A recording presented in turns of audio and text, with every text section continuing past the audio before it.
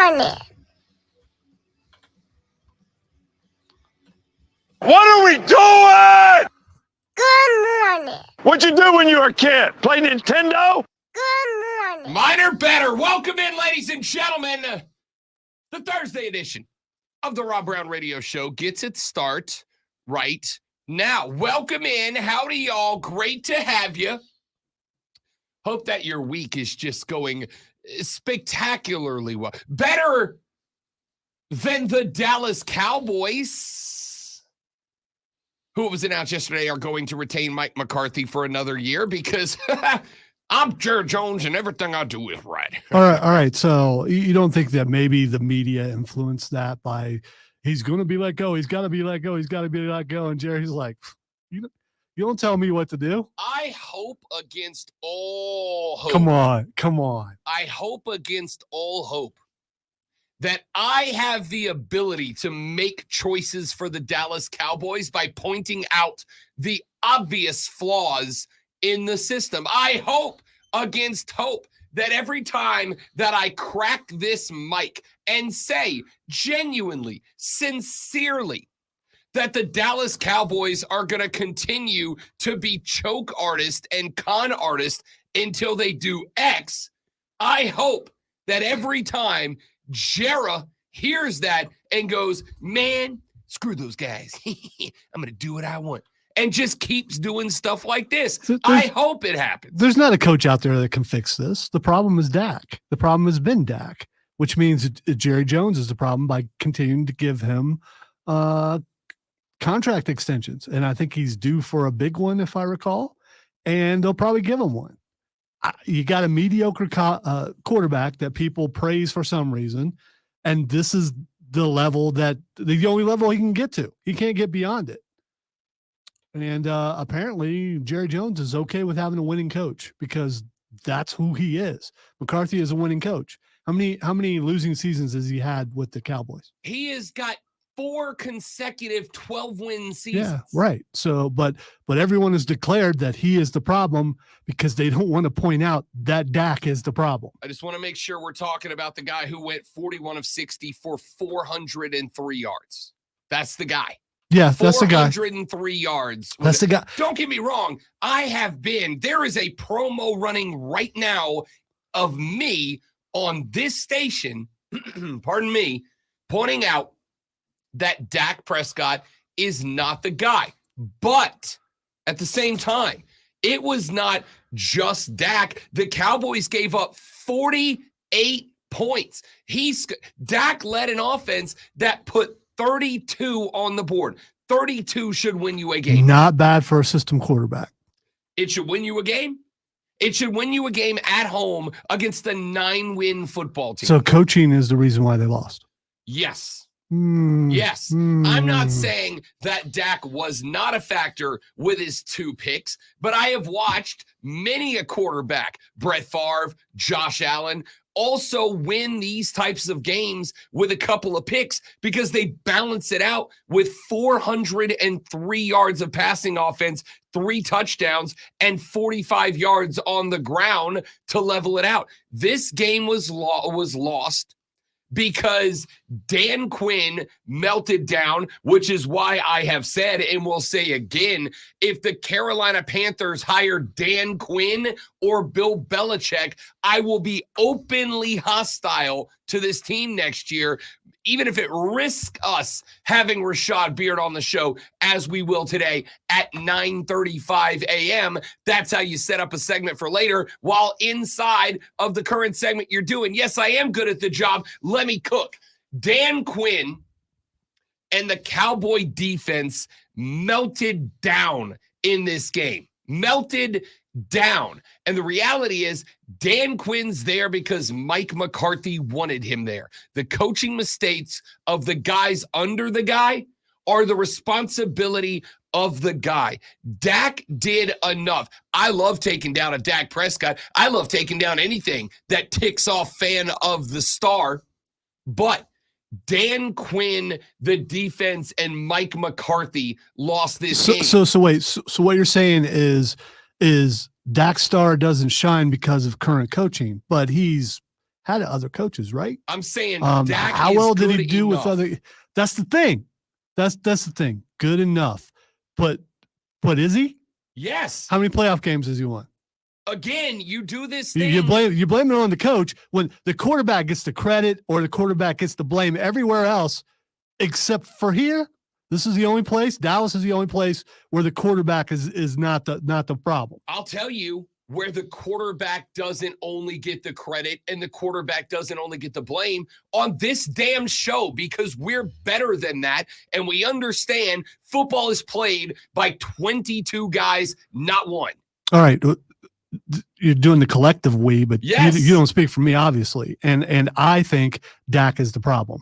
And I think it's funny that everyone has decided that they're going to fire a coach, and the owner said, I'm not listening to you. Oh, don't get me wrong. I think it's hilarious. And I very much look forward to the Cowboys winning 12 next year, to the fans getting all hyped because we damn boys, and to them getting blanked in the opening round. You know who else would be okay with their team winning 12?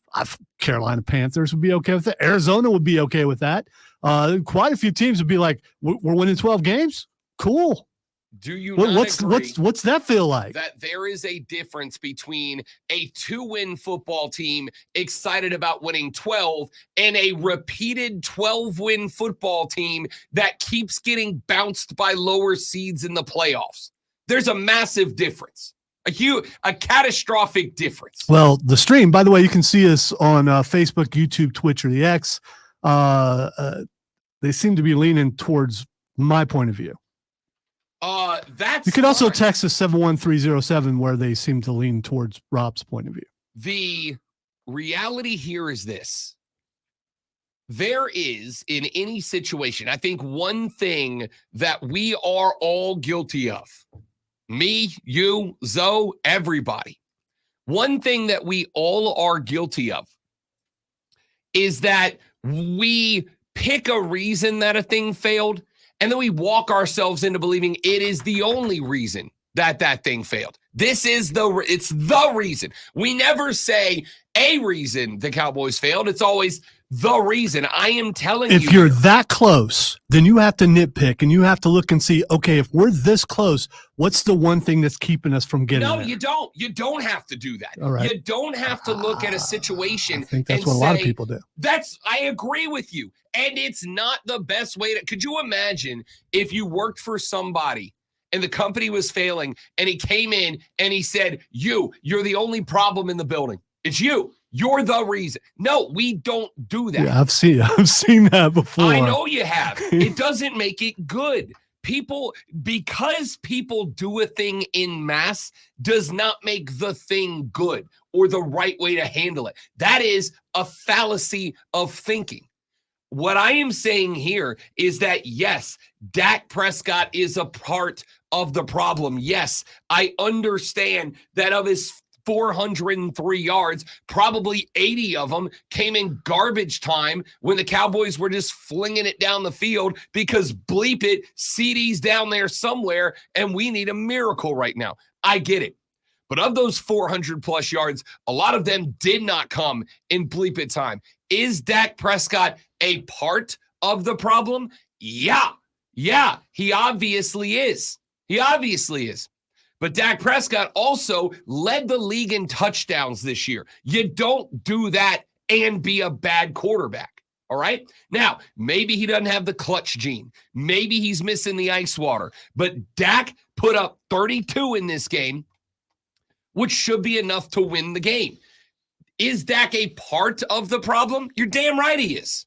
Absolutely he is. And anybody who says I got into a fight with my old mentor, big Cowboys guy, this weekend because he was out there trying to get it done where Dak's name is being mentioned with Young in Montana and Brady because of this season. No, my dude, relax a little bit. He had a great season. For sure. Statistically speaking, Dak was one of the best 2 or 3 quarterbacks in the NFL this year. Dak had a better year statistically than Mahomes, than Josh Allen, than everybody, with the exception of maybe Brock Purdy. But again, I could throw for 2,000 yards with the cast that San Francisco has. No, you can't.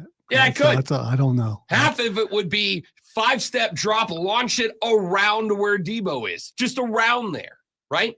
And granted, you can make the argument that CeeDee Lamb's a monster. Jake Ferguson has broken out as one of the better pass-catching tight ends in the game. But the reality here is that while Dak Prescott is a part of the problem, he is a part of the problem. While Dak Prescott is a part of the problem, there is a large contingent of problems here, and all of them fall under Mike McCarthy. So let me make this very clear. As somebody who revels in the misery of Dallas Cowboy fans when they inevitably get bumped from the dance every year, good call, Jay. Great decision, man. I can't wait to watch you win 12. I can't wait to watch you win the East. I can't wait to watch you make it to the playoffs. And I can't wait to watch you get bumped by the 6 or the 7 seed again next year. I can't wait. It's going to be awesome. Can't wait. Going to be a great time. America. Yes. Loves to watch this team fail. Loves to watch Arlington's team fail. And JJ, because how many times have I told you, what is the one thing JJ can't do? He can't go, I might have screwed this one up, you guys. I might have botched this. Nope. I might have messed up. Nope. I might have made a mistake. Nope. I might have screwed up. Nope. I might have gotten it wrong. Nope. He instead is going to double down. He's going to double down. Hey, I'm right. You know why I'm right? Because I'm Jer Jones. And I'm right. I'm just right. It just is what it is. I'm right. You're wrong. And I have $11 billion, and that proves it. Woo! It proves it. I got all the money. You bunch of poor people give me money every week so you can call yourself fans of America's team.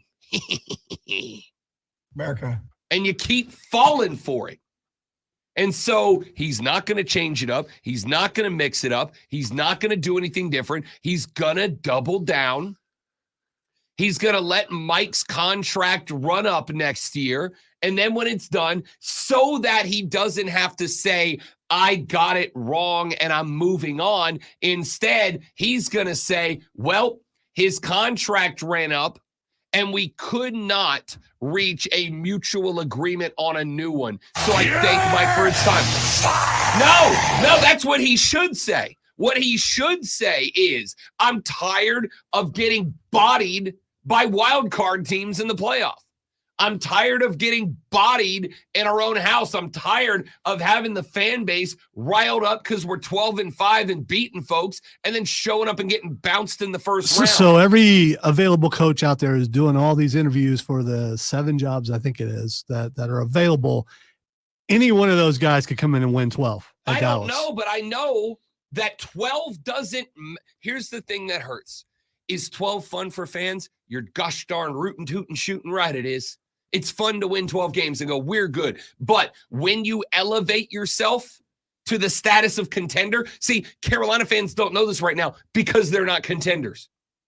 Atlanta fans don't feel this way right now because they're not contenders. But when you are elevated into contender status, then no, 12-5 doesn't mean a damn thing when you're getting bodied by a wild card team in your house. How are they not a contender when they won their division? Lonzo, what's the point of playing football in the NFL? To win the Super Bowl. Correct. And so if you're getting bounced every year in the first round by teams that, by the way, Green Bay needed a small miracle to make the playoffs. They barely got in.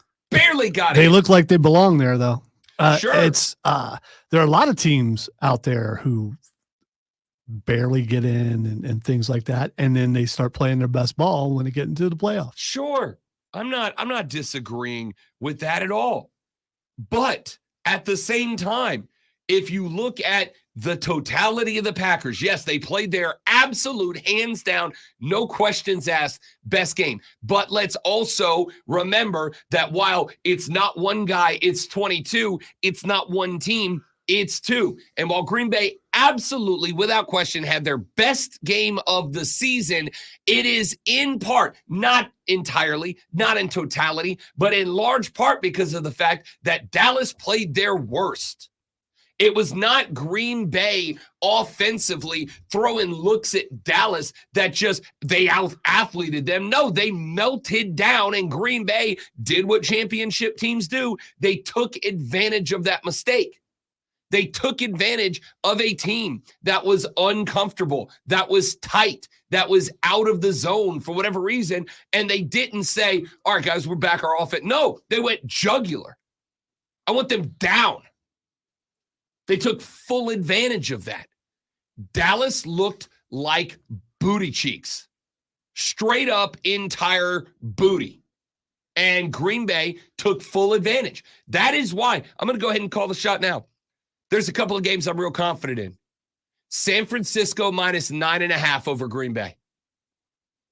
Because San Francisco, I don't think, unless the ring rust from sitting your starters for 2 weeks is just too much. That could definitely come into play. It very much could. The timing may, and if the timing takes a while. Especially, I would worry about ring rust on defense. If the timing takes a while to get back together, for sure. Green Bay could jump out to an early lead.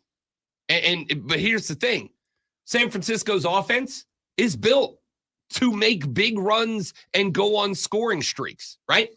The teams that get in trouble when that happens are the run-based teams, are the teams that go run first. You're not built to play from behind. You're built to grab a lead and bleed it. San Francisco's the other way. But the point here is... By the way, I do believe people were saying the same thing about Green Bay going into Dallas.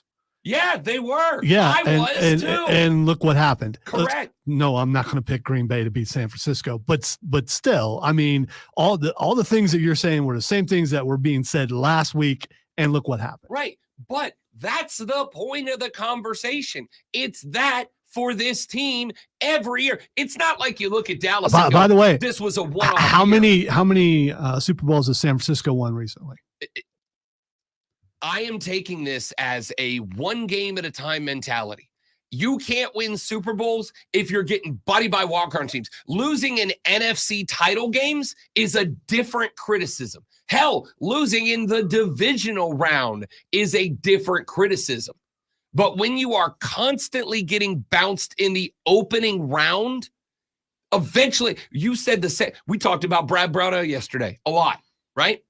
And you said about this guy, this team's always right there. They're always middle of the pack in the ACC. They always make a 1 or 2 round run in the ACC tournament. And you got after Clemson fans by going, looks like you all accept mediocrity. You all accept mid. This is good enough for you. Yeah, but that's we're not Dallas right now. We're not talking about mediocrity. 12 games is not mediocrity. Losing consistently winning 12 games, that's not mediocrity. Does that team have Super Bowl talent? Does Dallas have Super Bowl talent? Not just Dak, 22 guys. Do they have Super Bowl talent? CeeDee Lamb's pretty good. Correct. So is Tony Pollard. Micah Parsons. Okay, I'll give you Micah. All right, CeeDee and Micah. Okay, all right. That's about it though. Rico Dowdle, former South Carolina Gamecock, tremendous pass catching running back. Love Rico. He's not consistent and he gets hurt a lot. Jake Ferguson, next in line to the throne of great pass catching tight ends. It's Kelsey, Kittle, and Ferg are the top 3 guys right now. This team has, let me put it this way, even if they don't have Super Bowl talent, they damn sure don't have get bounced in the wild card round talent. Again, if you're Carolina and you stink the way you stink right now, and you make a run to the wild card round, you go, wow, look at us, because you overachieved. And even if you get bounced in the wild card round, you go, you know what? I was just happy to be here. I don't know, dude. It's pretty easy to get there in the South right now. So it's not for that team. So the point here is, even if they're in the trashiest division in football, which I don't know if they are, the AFC South certainly competed this year.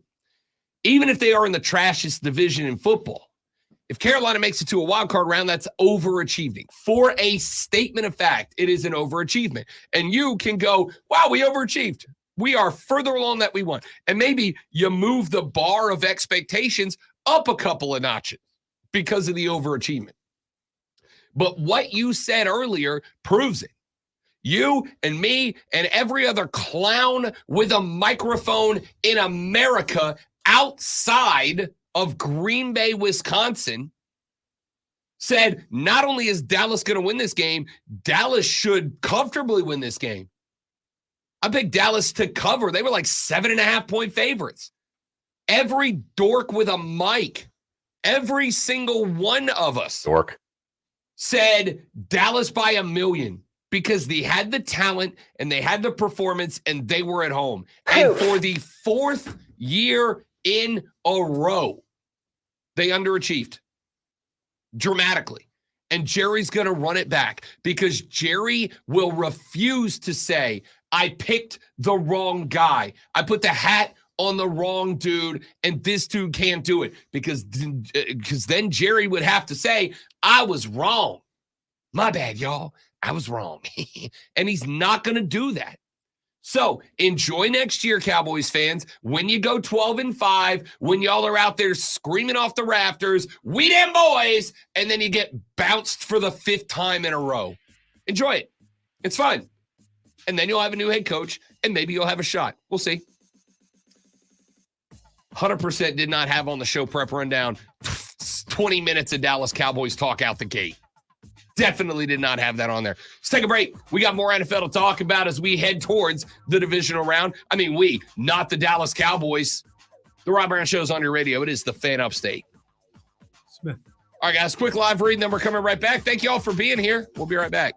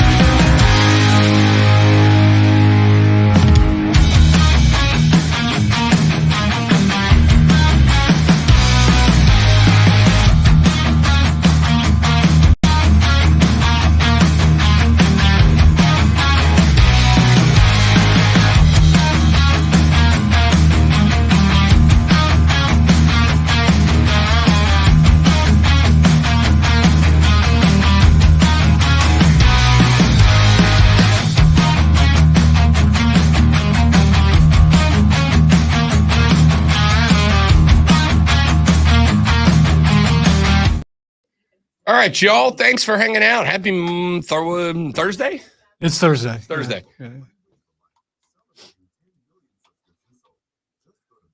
Yeah. Well, Kevin, it is a very good thing that we have 3 hours and 35 more minutes of this to do because we're coming to Bills Chiefs, specifically the best quarterback rival in the NFL right now. Yes, I know I'm not throwing for 2,000 yards in the NFL, DB. I'm very aware. I don't know that I could go in the parking lot and throw for 50 without my shoulder falling apart right now.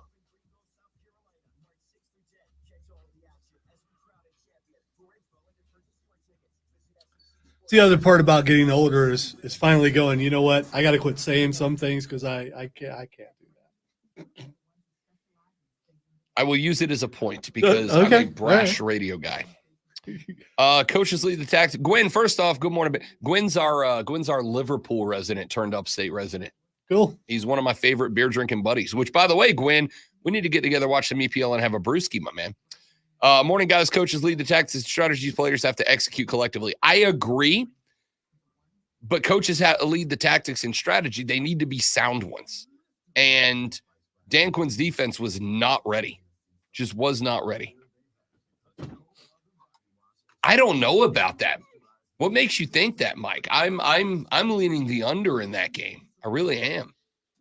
Detroit's defense flies around and are nasty. Tampa brings the blitz. Jared Goff's going to be throwing in the face of 9 guys. I have no confidence in Tampa. I'm glad Baker got a victory under. I think it potentially could be a blowout. I actually don't disagree, and in large part, because of, again, just like it was last week. I think the Detroit fans had a lot to do with that win over LA, and I think Detroit's in the same boat. And by the way, I think LA might be better than Detroit or better than Tampa. I think probably Tampa was the worst team in the playoffs. I don't know. It's either them or Green Bay, to be honest with you. A lot of good discussion going on the live stream this morning, which you can join at facebook.com/thefanupstate by searching The Rob Brown Show on Twitch or YouTube, or The Fan Upstate on Twitter. The stream is up at all those locations.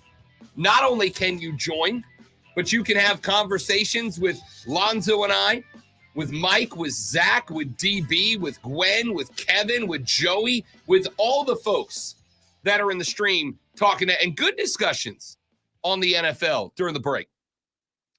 Mike checked in. He said, he said, where'd it go? Tampa Bay and Detroit will hit the over. I don't know about that. I'll tell you why I like this game a lot. Because Rob Brown loves a defensive chess match. Loves a defensive chess match. What does Rob Brown love? Rob Brown loves a defensive chess match. That's what Rob Brown is here to see. Talking about yourself in third person shows confidence. I have to work on that. Rob Brown loves defensive chess match. And Rob Brown thinks that we're going to see one coming up when Detroit and Tampa get it on. I love how you changed the emphasis on the last name to that was like in your face. Rob Brown. There we go. I think you're going to see a defensive matchup here. I think Detroit has taken great pride in that defense, which is why it was so interesting late in that game when Puka came alive. I mean, Puka was alive all game, but when he really started heating up in that game, it was interesting because it was a chess match between McVay and Dan Campbell. Phenomenal one, too, that Detroit just came out on the right end of.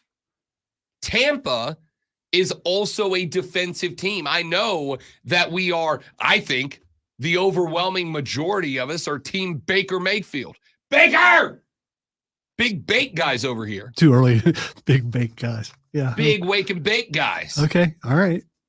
That sounds weird to me. I don't know why. Baker Mayfield is a dude that it's easy to root for. All right. There's enthusiasm. He's overperforming what people thought he was going to. Not us. We tried to tell you. It's easy to root for him. But Tampa did not beat Philly by having elite caliber offense. They beat Philly by putting 6 guys in Jalen Hurts' face every down. You know what Jalen Hurts' rushing yards in that game were in Vegas? It was set at 42.5. 42.5 was his over-under. He ended with like 6. You know why? Because he was in fear of his life every time he took a snap of the football. They're going to do it to Jared Goff. I like Jared Goff. Jared Goff was a guy it was very easy to root for last weekend. See, I'm not sure about what Tampa Bay is, because I'm looking at the struggles against Carolina and then seeing what they did against Philly. But Philly has been failing for like 6. I mean, once they started losing, they looked like they were done. There's no way they would have been in the playoffs if they hadn't gotten that many wins at the beginning of the season. Philly showed up. That's about it. They showed up. Philly had and I've thought about this a lot because you guys know that I hate knee-jerk reactions. Philly had, I think, the biggest, the worst, the most dramatic collapse in the history of the NFL. I mean, I want you to think back and put on a list any collapse, like the 2 that I mentioned over and over, are Philly in 2003 and the Atlanta New England Super Bowl, the 28-3 Super Bowl. Those, to me, are the number 1 and 2 collapses in the NFL. And the part of the reason why is you can't really blame them on injury, right? Like, there are spots where teams lose their star, lose their guy, and it all goes downhill. Joey B and the Bengals were expected to be an AFC North winner outright this year. Joey B goes down, the Bengals fall apart. They don't really fall apart. They actually played pretty well, which bleeds into a conversation about the Panthers we're going to have later on. But a lot of times that teams collapse, I can point out the thing that changed the trajectory. Quick pop quiz. What happened in Philly that caused the collapse? Because I'm going to tell you, as a longtime knower of ball, I don't know. That team just lost its way.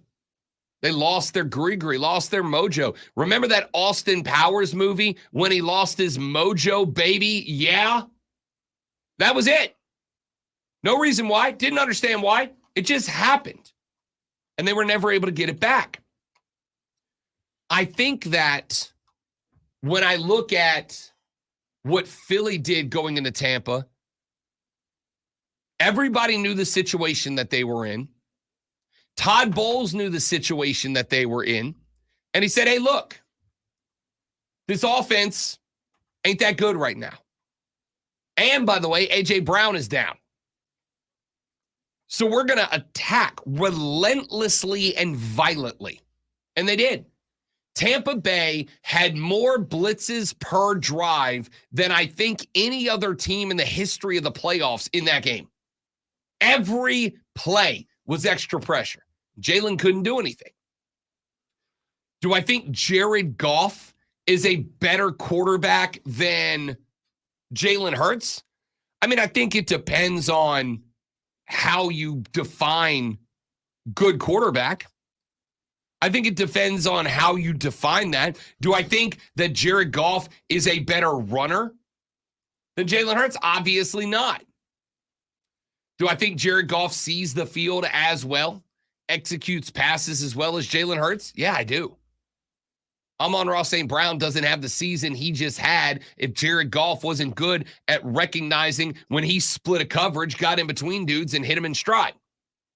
But Jared Goff doesn't have the escapability that Jalen Hurts did, which means that if Tampa's bringing the house every single week, if Tampa Bay is bringing extra dudes every single snap, pardon me, and Jared Goff can't get out of the pocket the way that Jalen Hurts said. And again, Jalen Hurts over under for rushing yardage last week was 42.5. He had like 8 yards. Why is that?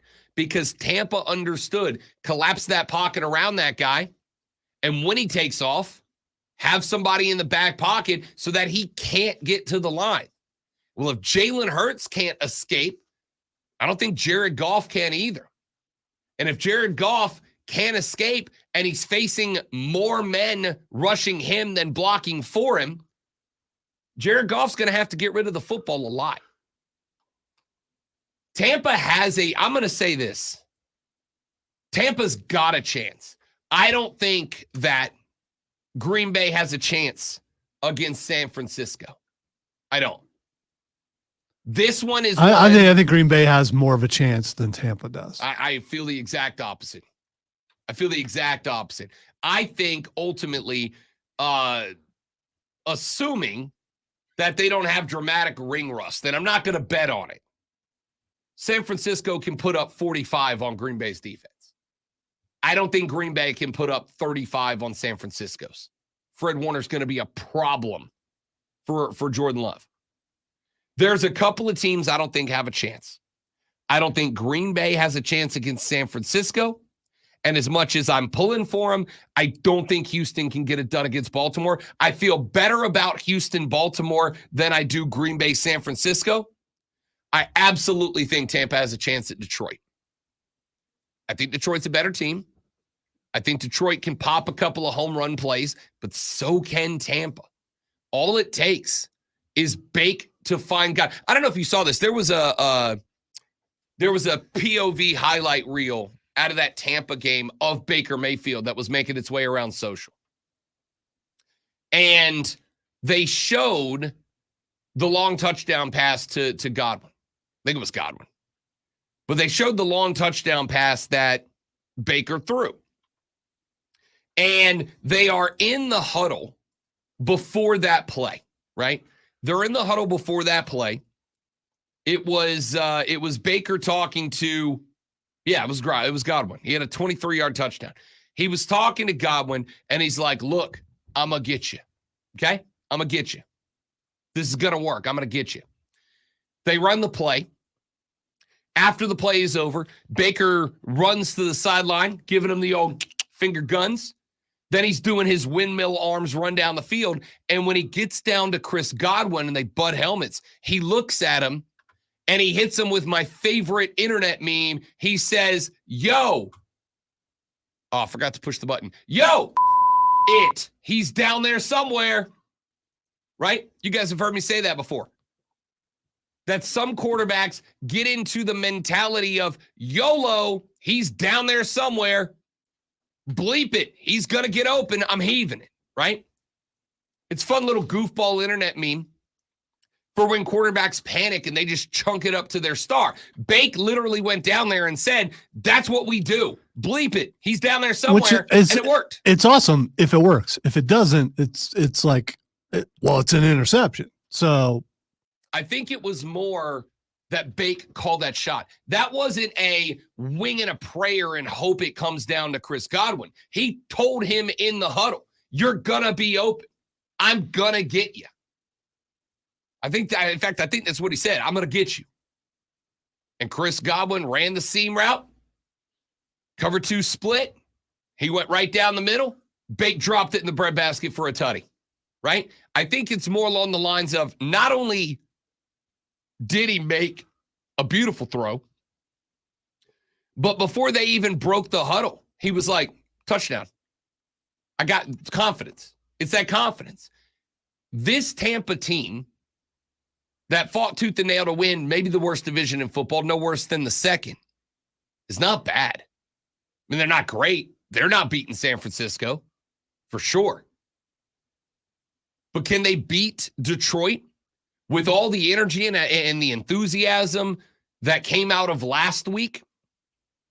And while I know Detroit fans are pumped because after I said something about it on Twitter, I had a bunch of Detroit fans in my mention, showing pictures of themselves in their living room with their Lions gloves on and their Lions shirts. And full-grown men crying. You understand? There are full adults out there, like grown men, like men with jobs and mortgage payments and children and health insurance and 401ks, full-grown men. And that's the first time they saw the Lions win a playoff game. Yeah, one of them used to work here. One of my friends, Patrick Brown, big-time Detroit fan. How old is he? He's I want to say pushing 30 now. Okay. So if he's 30, yeah. he's never seen that team win a playoff game. And so there was a lot of energy in that building because of that. They're exhausted now because that was a war with LA. Will Ford Field have the same energy when Tampa comes to town? I'd like to say, yeah. It'll be more fun if it does. Not guaranteeing it. I feel like Tampa has a better shot against Detroit than Green Bay does against San Francisco. But we'll see. All right, we got to take a break. I got a lot more NFL we're going to talk. We got some college football coming up in the next hour of the show as well. I read a Twitter thread yesterday from a longtime Alabama friend of mine who is melting down post Nick Saban and declaring that he just doesn't think he's going to be a college football fan anymore. I want to address his very melancholy thread. Let's take a break. We're back after this on the Rob Brown Show with the Fan Upstate.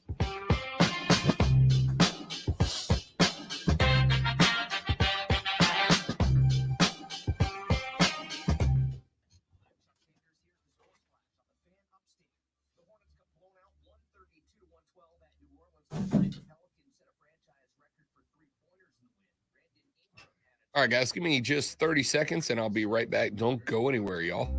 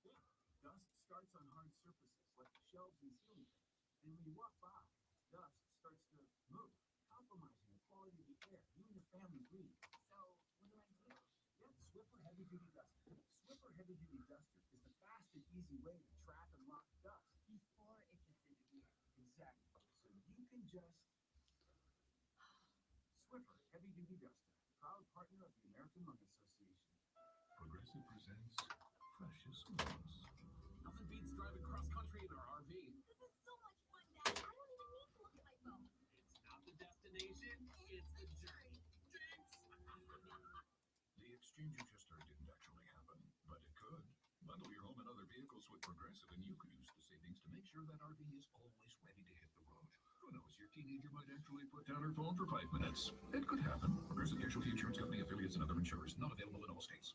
Babysitter paid. Pizza ordered. Flowers delivered. You can do a lot of things with your phone. And with Blue Link Plus, you can even access your Hyundai Tucson Limited remotely. Doors unlocked, temperature set, lost car found. Get complimentary class-leading Blue Link Plus. You know, I know there's a lot of text that we get on this show that could be read out of context weird. But somebody texted the other show yesterday, quote, Diesel, I'm very proud of my butthole. That's the kind of quality programming that I expect from that show. So, yeah, I mean, you know. Oh, man.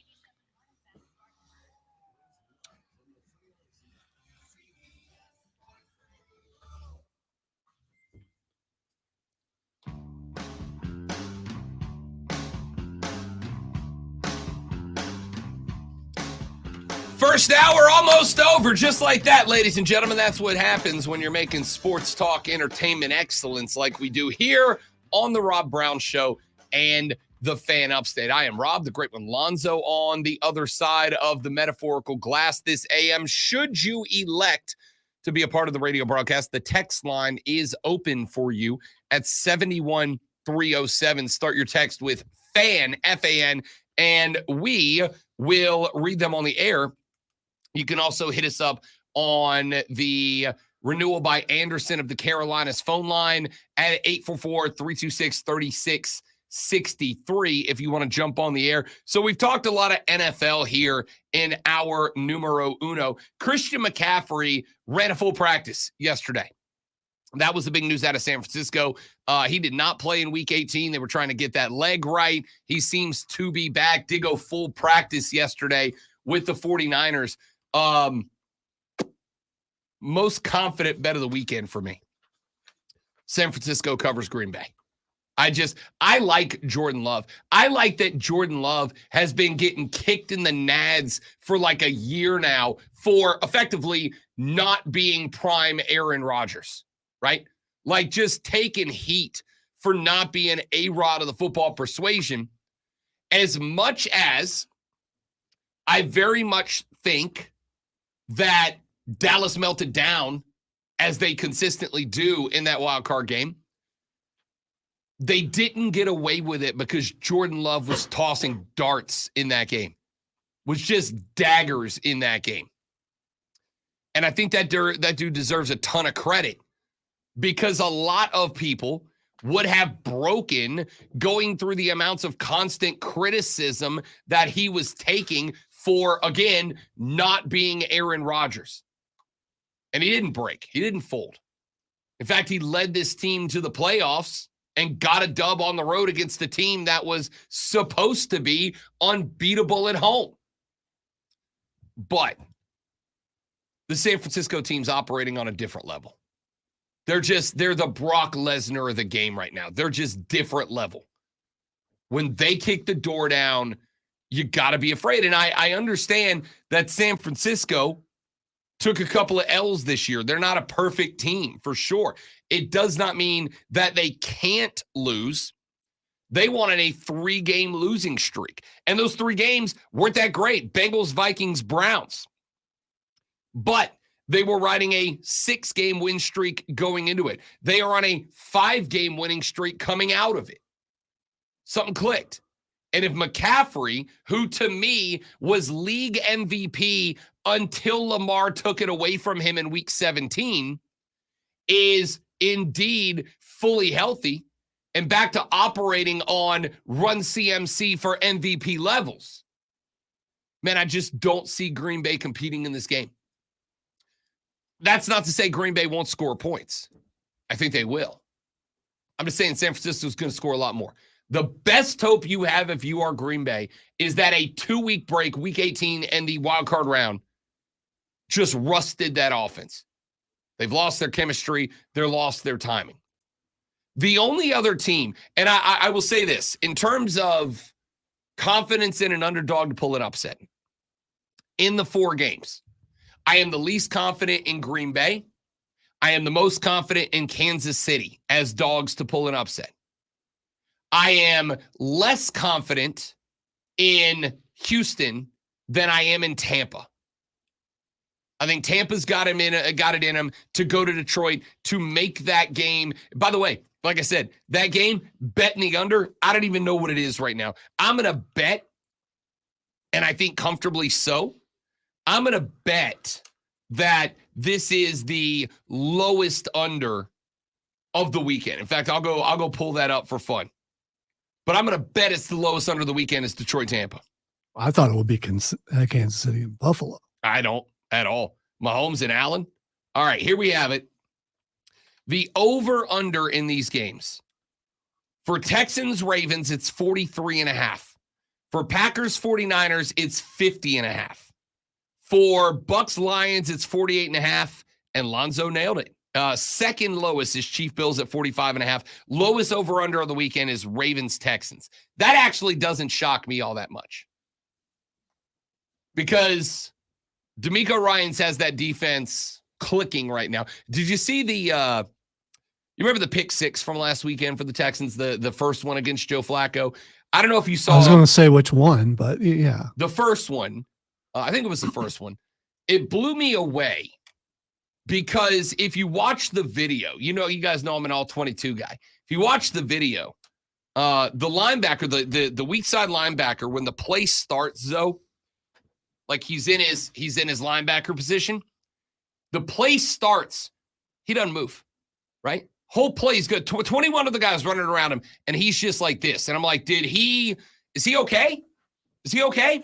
And then his first step is to the left, and his second step, the ball's in his arms, and he's going back to pay dirt.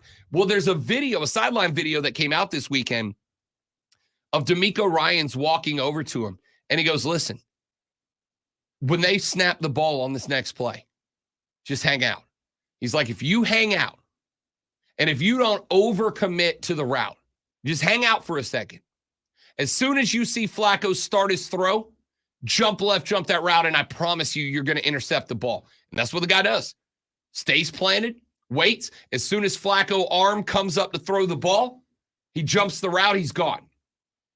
DeMeco Ryans is seeing things as a defensive guy that not a lot of other guys see. So I think Lamar is going to have some spots where he struggles, but I think the longer the game wears on and the more Lamar Jackson makes his legs a weapon, something that Joe Flacco at how old? 39 years old, 40 years old can't do, that is a game changer. Lamar's legs. So I'm going to go in order of confidence in an upset. I am going to say the most confidence in the Chiefs. They are the Chiefs after all, and they are a dog in this game, but only by 3. By the way, that line opened at 3.5. It is now 3. The public betting on Kansas City to lower that line. The second most confident upset I have is Tampa Bay. The third is the Texans. The fourth is the Green Bay Packers. I don't think they can win this game. I don't think there's a path. And by the way, without even having looked at it, those Vegas feels the same way. The Chiefs are the smallest dog at +3. The Bucks are the second smallest dog at 6.5. The Packers and the Texans are both 9.5-point dogs in the second round of the playoffs. So we'll see how it plays out. We'll talk a lot of playoff football tomorrow on the show. Coming up in hour number 2, we got your water cooler cheat sheet out of the gate, the top 3 sports stories that you need to know before you head to work in a little over an hour. We will have a couple of discussions about the Panthers. 9:35, Rashad Beard will join us. He's got to push back one segment because he's got apparently work that comes before talking to us. A little offended, but I'll let him on anyway. And of course, it's Thursday, and you know what that means. Just after that, at 9, we're going to do you at the top of the 9 o'clock hour. Okay. Right? 9:20. That's fine. I was waiting for you to remember and see if it was going to get bumped. I mean, if it gets bumped, it gets bumped. Fight Club! No, because I had to do it myself last week, and it sucked. I'm sorry. I need the great one here. I'm sick. All right? Still am sick. So we're doing it. Okay, fine. Damn it. You know what else we're doing? Sports Flash. Best segue yet, right there. In a game heard right here on the Fan Upstate, the Furman Paladins basketball team defeated VMI 100-60. The Paladins shot 48.6% from three-point range and outscored VMI by 39 points from behind the arc. The NBA trade deadline is 3 weeks away, and teams are already beginning to make moves. Pacers have acquired Pascal Siakam, the Raptors in return from the Raptors in return for Bruce Brown, Jordan Nwora, and 3 first-round picks. Charlotte Hornets were excited about the return of LaMelo Ball, but things haven't gone well last night. The Buzz dropped a 132-112 decision on the road at New Orleans. We are your home for the NFL playoffs. Tune in Saturday starting at 4:30 and Sunday at 2:30 as we edge closer to crowning this year's champion right here on your home for the NFL, the Fan Upstate.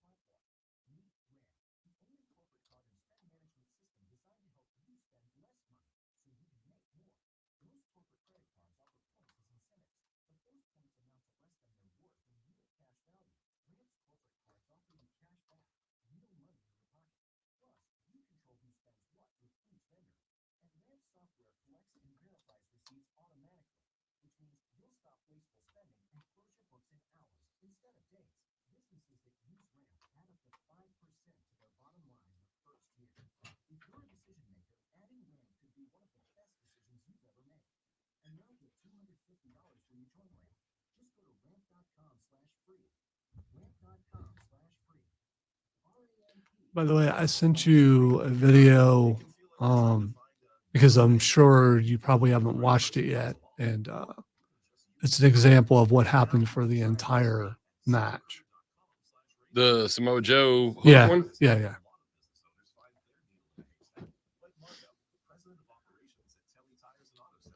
Botches or just brutal? No botches, but I don't want to get into any more detail other than that.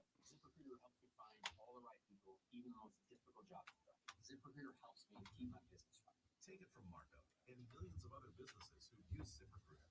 ZipRecruiter can help you find the needle in the haystack. See why 4 out of 5 employers who post a job on ZipRecruiter get a quality candidate within the first day.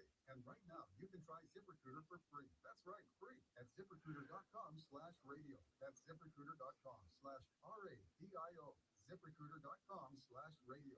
ZipRecruiter, the smartest way to hire. The all-new 2024 Upstate Craft Beer Passport is here for just $40 at UpstateCraftBeerPassport.com. 20 breweries and 2 bonus stops with free tastings and tours. Breweries include New Grow Artisan Brewery and Beach City Brewing. Visit UpstateBeerPassport.com. Join us at Odyssey as we all do our one thing, together millions of things for our planet.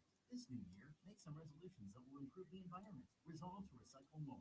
Recycle paper, bottles, and cans. Reuse paper and plastic bags, and get a reusable bag for groceries. Recycle old clothes by donating them to charity. And recycle old electronics like TVs, computers, and cell phones at appropriate e-waste facilities. When we each share our one thing, it becomes 100 things, 1,000 things, 1,000,000 things for our planet.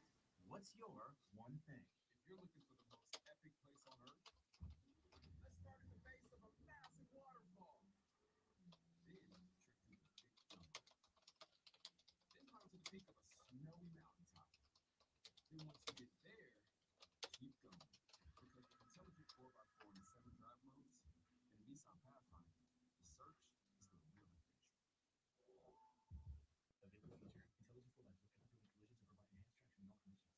QC in the first break. 10-4. Lowe's knows pros want savings now. That's why, as an MVP's Pro Rewards member, you get volume savings on orders of $1,500 or more at the Pro Desk. And there's more.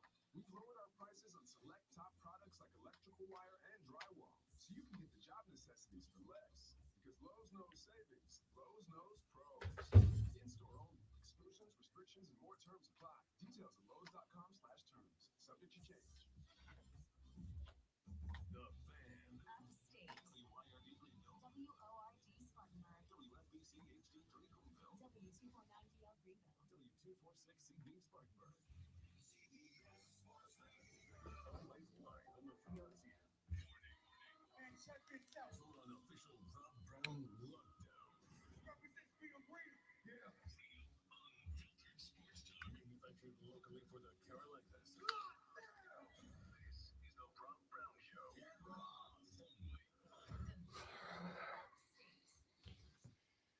Hour number 2 of the Rob Brown radio program. Get started right now. Welcome back, ladies and gentlemen. This is the Fan Upstate. How do you do, Upstate South Carolina? Hello, world. I'm talking to America here. I was going to play the clip, but I lost it, Lonzo. It's on the board somewhere, but I can't find it. So unprofessional. I'm so disappointed. There it is. I'm talking to America here. I need to move that somewhere else. It was right next to Messi!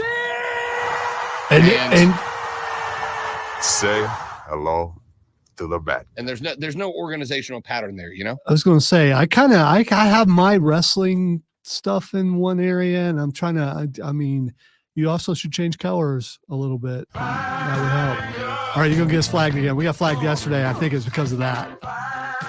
No, it's not because of that. I saw what it was. What was We it? got flagged for, and this is true.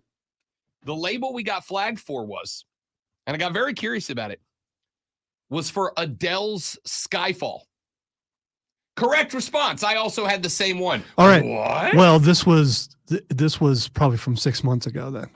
I mean, it may have been. Yeah, because remember, I was playing spy music for Rashad Nope, when he came that's- on. Because the copyright watchdog of the station, the D Train, sent me the updated ones, and it was for Adele's Skyfall. I don't think you've played Skyfall. Yeah, I did. Did you? I did. Oh, well, Like I said, about 3, 4, 6 months ago. then these are all. Yeah. I do know. It shows you how diligent he is. Take the D out of his name. I don't know who labeled him. It's a place of arbiters, apparently. I do know that because I had the, let's just call it, experience of talking to a professional YouTuber, because that's a thing you can be. Nothing wrong with that. Okay. Nothing wrong with that. I mean, make your money how you make your money. I agree. As long as you do it legally. I mean, agree. You know. I discussed it with a professional YouTuber. And you can utilize bites of a certain length, none of which we threaten. So it's I don't know why. By the we way, got those. Skyfall played for a little bit longer than it probably should have. But again, this was months ago. So I mean, you know, I was surprised we didn't get flagged earlier. Whatever. And there are certain countries that won't allow music in their streams, period. Which is weird. But For those of you that weren't here like a year and a half ago when Lonzo and I started streaming every show, right? I think we were the first I think it's been longer than that. however long it's been. Lonzo and I, Not the first ones, but the first ones on the station.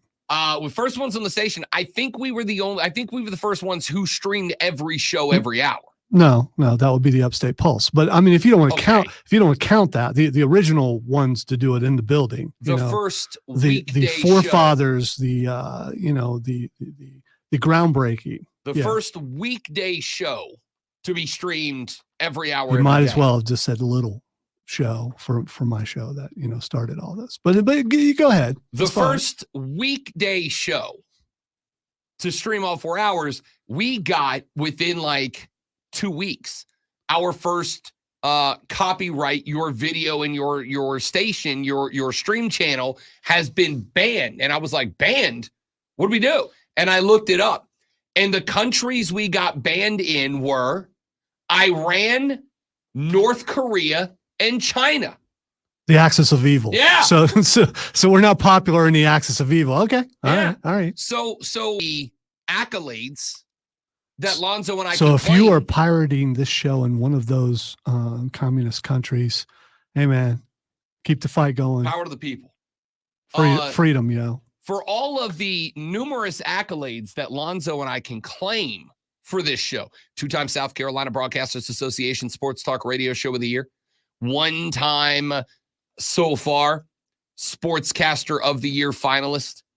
For all the accolades that real good job doers, we were congratulated on by our boss. All right. Multiple times by both bosses. And we're able to take this show starting in a place of obscurity and slowly move it down to where it is now, which is one of the prime spots on any radio station, the morning show. For all the accolades that the Great One and I have collected over the 2+ years we have now been together. Dude, it's been over 3+ years we've been together. Your time is not a good thing for you.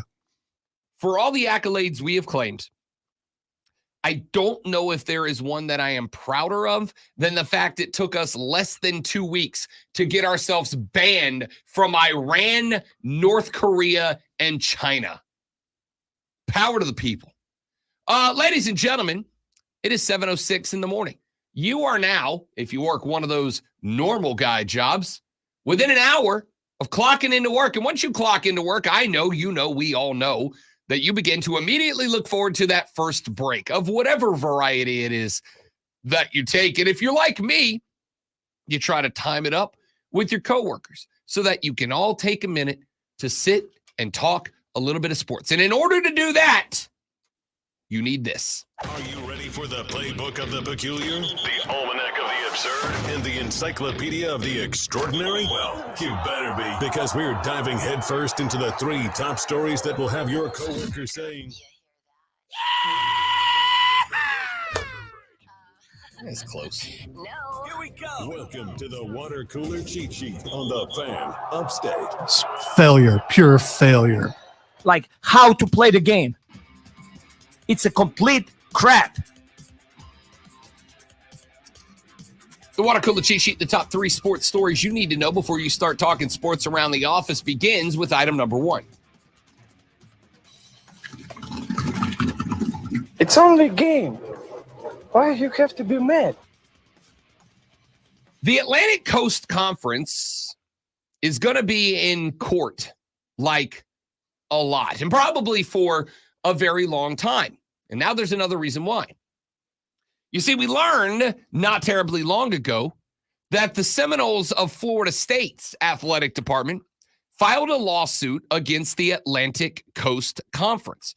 The Florida State Seminole Athletic Department is making the argument that the ACC restrained trade and breached their contract, that is the grant of rights, by citing years of mismanagement within the conference. They are basically arguing that the GOR is unenforceable, both because it violates Florida antitrust laws, A, and B, because they argue that once the contract was in play, the ACC did not do its due diligence in making sure that the GOR was to maximum earning powers. It created a world in which the Atlantic Coast Conference is a second-rate citizen in the grand scheme of conference landscapes, and Florida State is trying to get out. Now, please understand, so is Clemson, so is Miami, so is North Carolina. But they're all allowing Florida State to be the body bag that takes the punches in this legal battle. Now, the ACC has fired back. The ACC has now filed a 55-page lawsuit against Florida State. They accuse Florida State of breaching their end of the contract with the ACC by circumventing confidentiality rules. That is to say, when the GOR got signed, the schools got told, you don't talk about it. Florida State very much did. In the lawsuit, they seek, quote, substantial damages, end quote, from alleged contract breaches.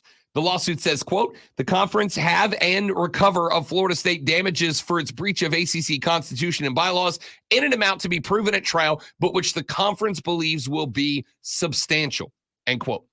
The filing also challenges FSU's ability to have school officials in conference leadership positions. As of right now, FSU President Richard McCulloch is on the ACC's board of directors and finance committee. The lawsuit asks for, quote, permanent injunction barring Florida State from participating in the management of the affairs of the conference while it has a direct and material conflict of interest, end quote, with the conference itself. Now, this is very interesting because now there are two lawsuits going on, dueling lawsuits going on, one from Florida State aimed at the conference, now one from the conference aimed at Florida State. ESPN spoke with legal experts and said that, quote, if the entire legal process plays out, it's expected to take years, end quote. That is good news for the ACC because if FSU is going to be able to make a move, and therefore Clemson, Miami, North Carolina, and anybody else who wants out would be able to make a move alongside Florida State, the ACC would be doomed. It would be a dead conference. They could bring in all the Stanfords and the SMUs they want, but the conference would become, by and large, irrelevant. So the ACC has made a shrewd legal move here, assuming that the lawsuit has merit, or at least that their attorneys can go into a court and make it sound like the lawsuit has merit. Because if they can lock Florida State up in a legal battle that takes, quote, years, end quote, then they may be able to make it to a point where they can approach ESPN and renegotiate the grant of rights agreement that they hold with the ACC. They may be able to go to them and get maybe not Southeastern Conference money, but closer to it. And if they can get closer to it, then some of those schools that want out may be a little less apt to jump. I think part of the reason Florida State was comfortable in filing the lawsuit is because they know that while none of the other schools will say it out loud because of the litigation possibilities on the table, they know that if they can find the loophole, they won't be alone. The other schools would start to step up with them. It's already happened once before. So I think that Florida State is basically saying whatever we can do to get any judge anywhere to say, yeah, no, the ACC's contract was bad and Florida State isn't obligated to stay in it, opens the door for them to go. The ACC is now filing a lawsuit that I think they hope will last a number of years. If they can keep these schools locked in the conference, you know, the schools that float the boat for everybody, if they can get these schools to stay in the conference for another 5, 6, 7 years because they're wrapped up in litigation and no judge is willing to make it. And by the way, there will be, once a ruling is handed down in either or both court cases, years of appeals courts to fight through. If they can lock these schools up for 6 or 7 years, they may get to a point where in 2029, 2030, 31, they can go to ESPN and go, hey, look, here's the deal, man. Like, you have the rights to the ACC. You want to keep all the schools in the ACC under the ESPN banner. If you want to do that, we need to renegotiate now. We got to do it now. There's only 2, 3, 4 years left in the GOR. You renegotiate it with the SEC. You hook them up. Do the same with us so that we can keep Florida State, Clemson, North Carolina, Duke, Miami, all under your banner. Otherwise, you're risking losing most of, if not all of them, to Fox in the Big Ten. I think that's the goal. We'll talk more about it later on, but let us get to item number 2. The Charlotte Hornets got LaMelo Ball back about a week ago, and there was a lot of optimism that this team might find the turnaround moment. There was a lot of optimism that once they got one of their young, exciting point guards back into the mix, then you might see the Charlotte Hornets start to make a little bit of noise. They are now, after yesterday evening, a dramatically bad 8-30. This team has now lost 6 in a row after they dropped a 132-112 decision on the road at my New Orleans Pelicans last night. Brandon Ingram of the Pellies had a triple-double in the game. LaMelo Ball, 29 points, 5 boards, 7 assists, 2 steals on the evening. He is making a difference. Not only is he making a difference, but he opened up the floor for Scary Terry Rozier. 25 points, 2 boards, 4 assists, a steal, and a block to go along with it. In fact, 4 different Charlotte starters, Bridges, Richards, Ball, and Rozier, all scored double digits. The problem you had here, not a lot of help off the bench. Not a lot of help off the bench for Charlotte. They just did not have the depth to go into the fourth quarter with New Orleans. In the second half, Charlotte got outscored by 9 in the third quarter, 5 more in the fourth. It was only like a 6-point game at halftime. But once the war of attrition kicked in, once guys started getting tired, Charlotte just did not have the legs to run with New Orleans. It is going to be a problem that plagues this team. The last win for Charlotte, you got to go all the way back to January 2nd of 2024 when they won on the road at Sacramento, 111-104. Their last win before that, a win against the Toronto Raptors that you've got to go back all the way to December 8th to find. This team, despite not having lofty expectations, is still going to go down as a massive disappointment. And I hate that. Item number 3.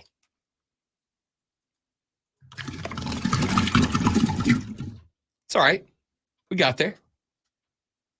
This one I find very interesting. For those of you that have followed me for any length of time, you know that I have been remarkably frustrated with the difficulty that I have had in watching Atlanta Braves games. It's tough. I live 2 hours and 15 minutes away from Truist Park. A Wednesday 2 p.m. game is not a reality for me. I mean, it is now. I'm off of work I can be off of work at like 10 a.m. It might actually start going into the rotation occasionally.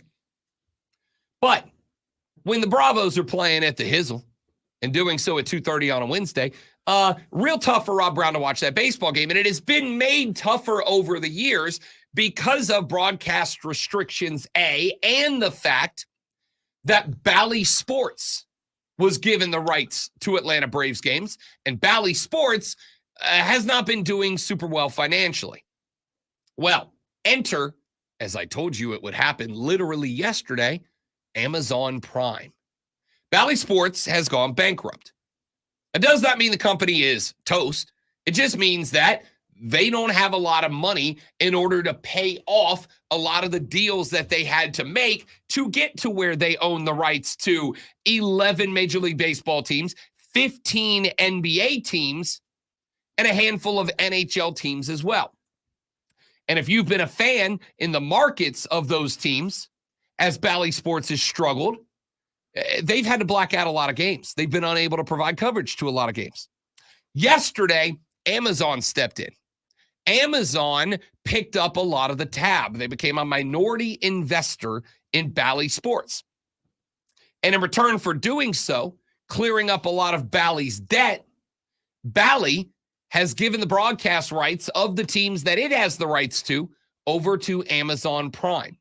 That means that if you are a fan in a local market of a team whose rights are owned by Bally Sports, there is a very, very good chance that very, very soon you will be able to watch your team play as long as you have an Amazon Prime membership. Now, Amazon Prime memberships aren't necessarily cheap. They're about $100 for a year. It's less than $10 a month. I promise you're paying less than that for a lot of other streaming sites. And oh, by the way, you get Amazon Prime as part of the deal, not just the television network, but hey, I need you to bring oranges to me part of Amazon, which and this is certifiably and factually true, fat, lazy person, I'm a big fan of. Vitamin C, very important. Very important. Big orange guy over here. So, with that being said, the Braves are one of the teams whose broadcast rights are owned by Bally Sports. That means there is the possibility that sometime in the near future, you may be able to start watching those Wednesday 2:30 Braves games on Amazon Prime. I bring that up for two reasons. Number one, the impact that it is going to have on literally millions of fans around the country who have had access to their local team blacked out despite some of the games being played at 2:30 on a Wednesday. But B, because I literally started telling you on Monday that the success of the Peacock wild card playoff round game between the Chiefs and the Dolphins was 100% going to result ultimately in more games being moved to a streaming service. Ladies and gentlemen, it took 5 days. It took 5 days for Amazon to decide that they were going to throw hundreds of millions of dollars at a network in order to be able to show a limited number of a limited number of games of a limited number of teams and not the playoffs onto their streaming site. If they were willing to throw hundreds of millions of dollars at that, imagine what they're going to be willing to throw at getting an exclusive playoff game for all 3 rounds before the Super Bowl. Imagine the salivating being done by some corporate suits, just having boom chicka bow wow dreams about one day having a pay-per-view Super Bowl where you have to sign up for a membership to watch the Super Bowl. Yeah, it's on the way. It took 5 days for Amazon to decide that they were going to jump onto that platform. Pretty incredible. Let's take a break. We'll come back here in just a minute from right now. When we do, I was scrolling the social media yesterday. I was having myself a little look-see at what the people of America were discussing. And I found a social media thread that was written by a friend of mine in which they said that they don't think they're interested in college football anymore. In fact, one of the lines is, quote, "For me personally, this kills my interest." I would like to respond to that thread because I feel like he feels like a lot of you feels. So I'm going to tell you my feels when we come back. Robin Lonzo and you on the Rob Brown Show. It is the Fan Upstate. All right, guys, I got a letter of the live read right here. Stay right there. We will be right back.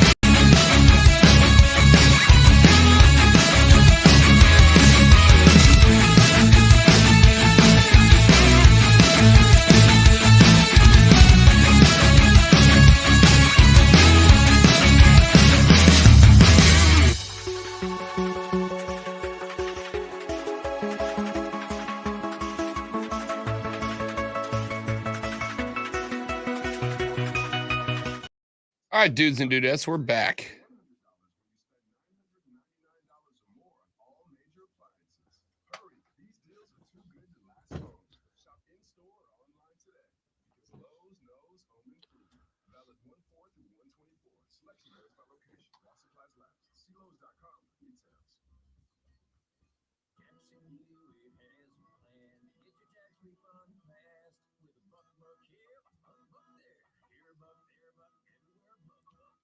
You don't have to wait weeks for your tax refund. Get money sooner with a no-fee refund advance loan at Jackson Hewitt. On this loan, there's a money today guarantee. Don't settle for chicken. Get fast bucks at Jackson Hewitt today. No-fee refund advance loans by Republic Bank offered to eligible clients. Money today guarantee if approved for a loan on prepaid card. Details at jacksonhewitt.com. The NFL playoffs live on Odyssey. Westwood One brings you all the action from Wild Card Weekend, streaming live on the free Odyssey app. The excitement is contagious as teams start their journey towards the big game. Listen to every game live from Westwood One. Get in the game and download the free Odyssey app today. AUTACY. Sponsored by ChumbaCasino.com. Introducing Chumba Casino, the thrilling online social casino that's free to play. Head on over to ChumbaCasino.com now to join in on the fun. No purchase necessary. VGW Group. Void where prohibited by law. See terms and conditions. 18 plus. Take control of your Chumba. Odyssey app. Missed jaw-dropping moments? No worries. Odyssey app makes it easy. With Rewind, you can relive big moments from Mark Ryan, Rob Brown, Jim Rome, and more. Don't miss a beat. Just hit Rewind with the Odyssey app on the Fan Upstate. Keyword fan. You're listening to the Rob Brown Show. Only on the Fan Upstate.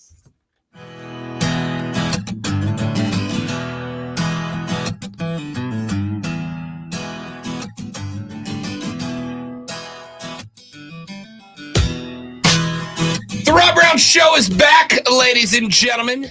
Rob, Lonzo, you, 844-326-3663 is the number. I was scrolling the social media yesterday because I was awake and shockingly had nothing to do while I waited for the fiance to get home from her job. And I came across a social media thread that I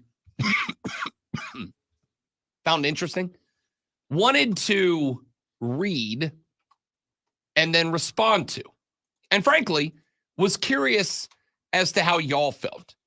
Because it seems to be a sentiment that is growing in popularity, but I'm curious as to if that is even true.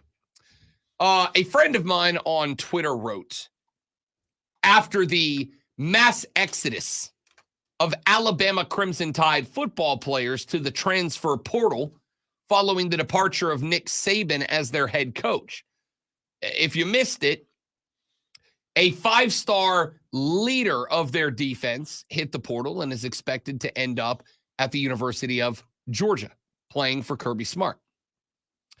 The 6th or 7th Bama player to transfer out, a number of which were not just starters, but relied upon starters. And he wrote this, and I quote, "I'm not even that upset. Alabama will hit the portal and get some good players too. This is just an early indication of what college football is becoming. Lots of these kids don't care about winning anything of significance. They just want to get paid and show off for tape. Folks getting their laughs in now, when the portal opens up and Alabama can take players, Alabama's roster will fill right back up. As usual, the bleep flows downhill. Alabama is going to be all right. The small schools are still going to be the ones to eventually bear the weight of this. For me personally, though, it's going to kill my interest in the sport. I quit caring about Major League Baseball in the late 90s when you started seeing half the roster change every year. Guys signing one-year deals. Your favorite player leaving for a rival just for money.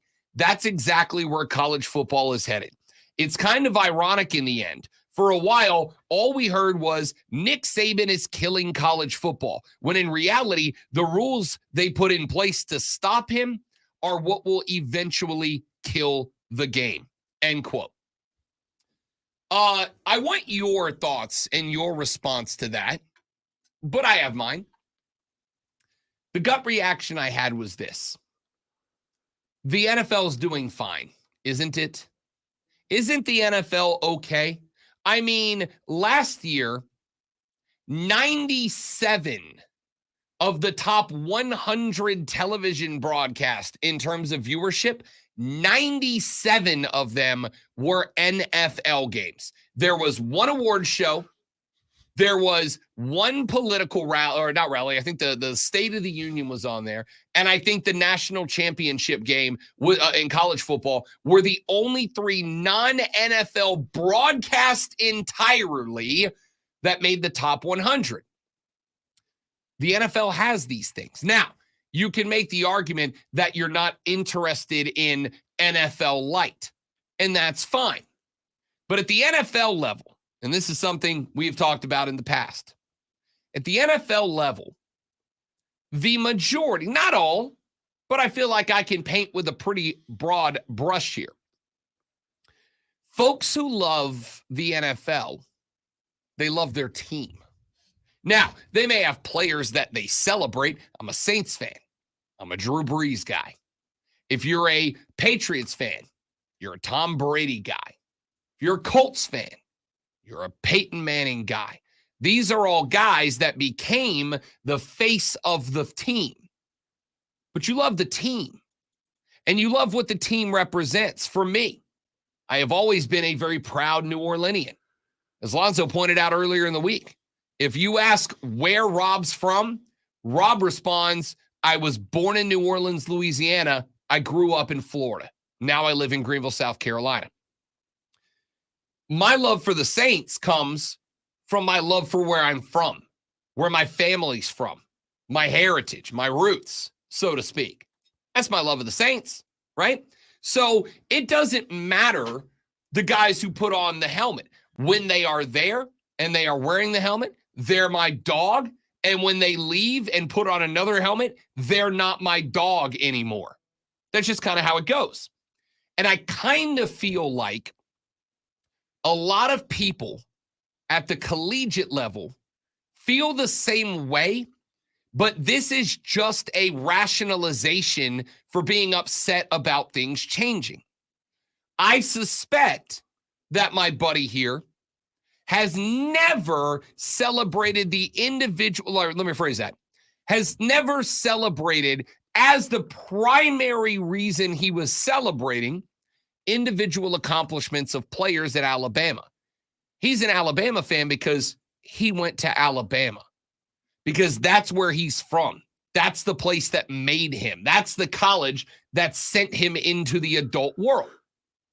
So while, sure, he may have gone out there and celebrated Alabama's Heisman Trophy winners, while he may have gone out there and celebrated when Bama players put up records into the record books, while he might celebrate Bama quarterbacks being huge in the NFL right now, while he may celebrate all those things, I don't think in his heart, in his football-loving heart, that the guys wearing the helmet are as important to him as the label on the side of it.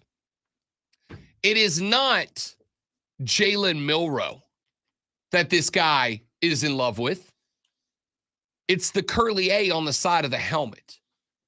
It is not Kool-Aid McKinstry that this guy is fawning over. It's the houndstooth on the socks that he loves, right? And so my thought is, guys have always come and gone to football programs. It's just that they came for 2 or 3 or 4 years, not one. And you never left the team when your greatest crop of seniors ever graduated. You didn't go, okay, I think I'll take a break now. You went, all right, on to the next guy. It has always been on to the next guy for college football fans, because you don't love, I mean, you may love the players, but you love them because of the logo on the hat they wear, not because of the player. You love them because of the athletic prowess that they have while they play for your team, not the other way around. Now, you may love more, and I think this is fair. You may love more the guys that show up because they want to be an elephant. They want to be an Alabama football player. And there is probably now more appreciation than ever before for guys who go, I don't care who the coach is. I don't care what the fans say. I'm here to play for fill in the blank with your favorite school here. See, that's the thing. This is a very unique time as college football has changed. This is the very first time that someone who a lot of people would argue is the greatest college football coach of all time has left your team. This is the first time we've ever seen something like this in the portal era where players can go, I came here for Saban, he's gone, I'm going somewhere else. I'm wondering, is there another coach in college football, if they retire or if they get fired or if they move on, could elicit this kind of movement? And I don't know if there is. I think this is a unique situation. Obviously, we're going to get people leaving, players leaving every chance they get now. I mean, we talked about earlier on about the exodus from the Gamecocks. This is different. This is the greatest college football coach of all time leaving. I don't fault the players for leaving for that reason. I have said, or maybe they're unhappy with who's going to be there. I have said in the past that this isn't a new phenomenon. It's just one that the public is woken up to. But as somebody who's been around the game broadcasting for a very long time, college football players do not go play at a particular college. By and large, there are some guys this might not be true about. But college football players have not, by and large, in the past, college football players have not gone to play for a school because they love the school. They go to play for a school because they love the coach, because they love the system, because the system is set up for their success, because the school offered them the most. It used to be in terms of amenities and ping pong tables, and now it's the bag. College football players do not play for a school. They play for all the things that school can do for them. This is not new. It just used to be that when they signed on, they were locked in. You made your choice. This is where you are. Unlike college football coaches who can leave whenever the hell they want, effectively.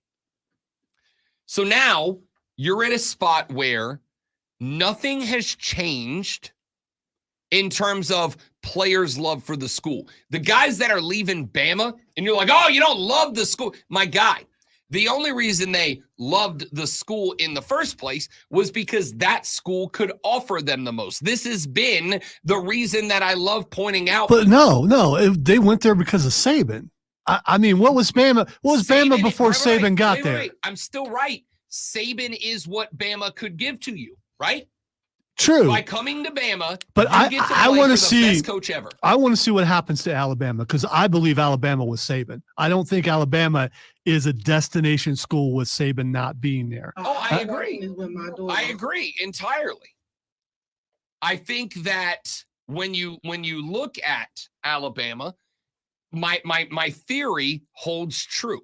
My theory was and is guys don't play for a school because they love the school. Guys play for a school and have for a very long time for what the school could give to them. And what Alabama could give to you was the chance to play for the GOAT. Nobody else could offer a chance to play for the greatest of all time. Couldn't do it. So that's what those guys got. And when Saban left, the ability for the school to give them the opportunity to play for the GOAT went away. So would they. So my point is this.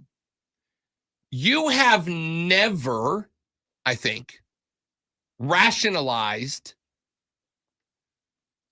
the thought of, I love Alabama and I love these guys because they love Alabama. My friend, players feel the same today that they have always felt.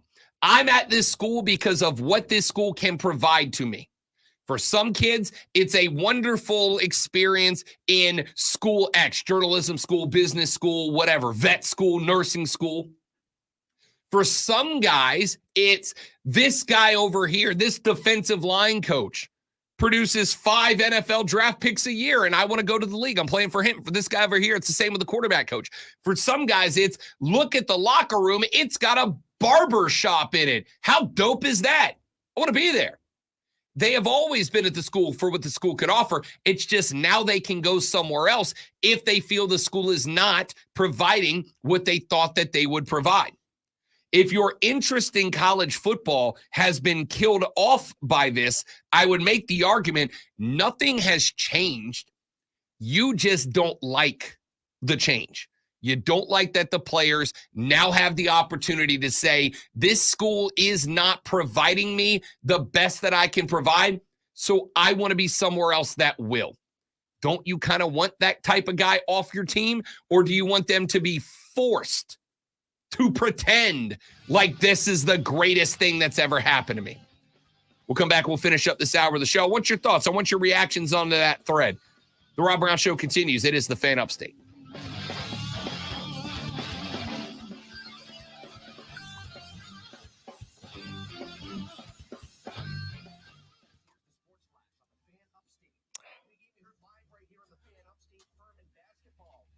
Oh, man.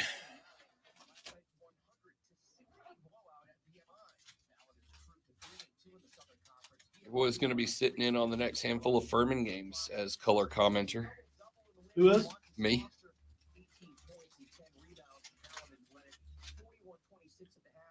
Well, the weekend you'd be all right during the week. Although, no, they're done pretty quick. Yeah. It's going to depend on where. These are home games, right? At least the next 2. I won't be there Saturday because I'm already committed. But next Wednesday and the Saturday after, I think next Wednesday is at Wofford. And then the Saturday after that is at home. And then I may be on the next game after that, which is an away game, which might require a bit of travel. But we'll see. In the state, though, right? Let me look.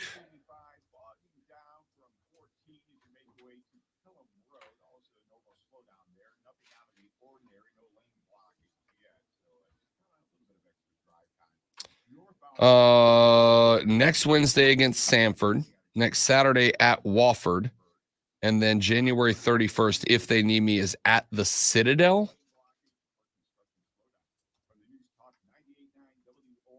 which is, I think, on the other side of the state, right? That's in Sugar Mountain, North Carolina. Oof, that might be a problem. I was going to say, I thought it was North Carolina, but I wasn't sure where.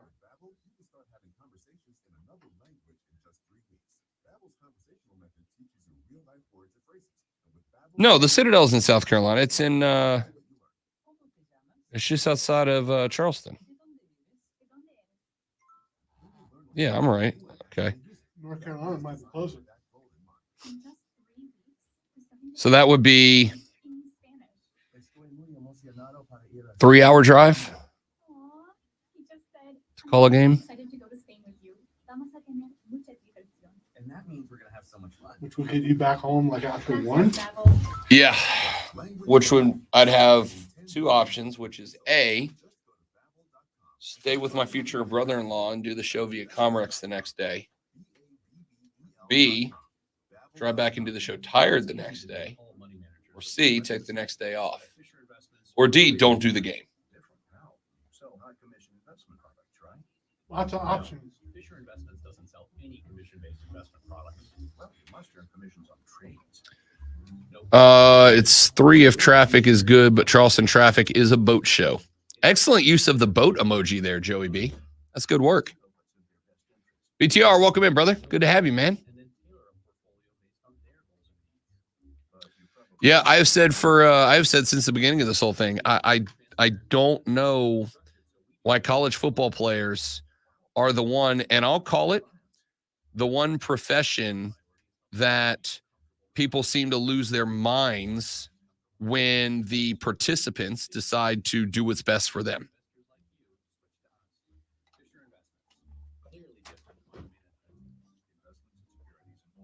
I think college fans feel they're more of a part of the team than NFL fans do. Right. And they're not.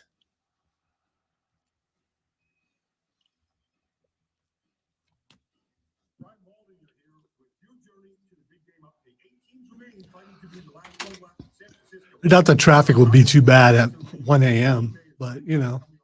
It's a 7 o'clock tip. So imagine the broadcast over probably at 10. Yeah.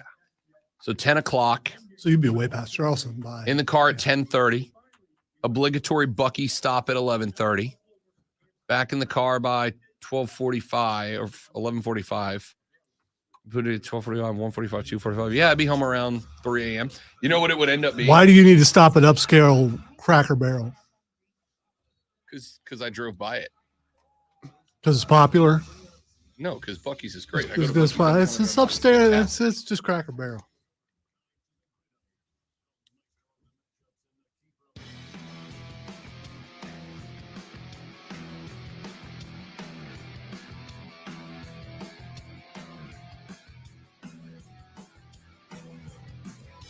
Here we go, ladies and gentlemen, wrapping up hour number 1. Joey B popped into the stream and said, quote, I think it's funny people hold college athletes to a different standard than themselves. We'd all leave our job if we got a higher salary, our bosses left, or it gave us better career opportunities. I have said that for a very, very long time. It amazes me that this is the one spot where if somebody says there's a better opportunity for me out there, people want to cast stones at them. Oh, how awful of you for having the audacity. And Lonzo said during the break, that's because, and I think this is not just fair, but correct. That's because we as fans considered ourselves kind of part of the team, right? Which is why when so many fans talk about their school, what word do they use? We, us, our. Guys, you're not part of the team. You want to feel like it because you're emotionally invested. And if I emotionally invest that much into something, I want to feel like I'm part of that entity. But we are not part of the team. We are supporters of the team. You are, in effect, customers and not anything else. You are customers. So, with that consideration in play, I think that, as I said, the reality is these guys have always felt the way that they have felt, right?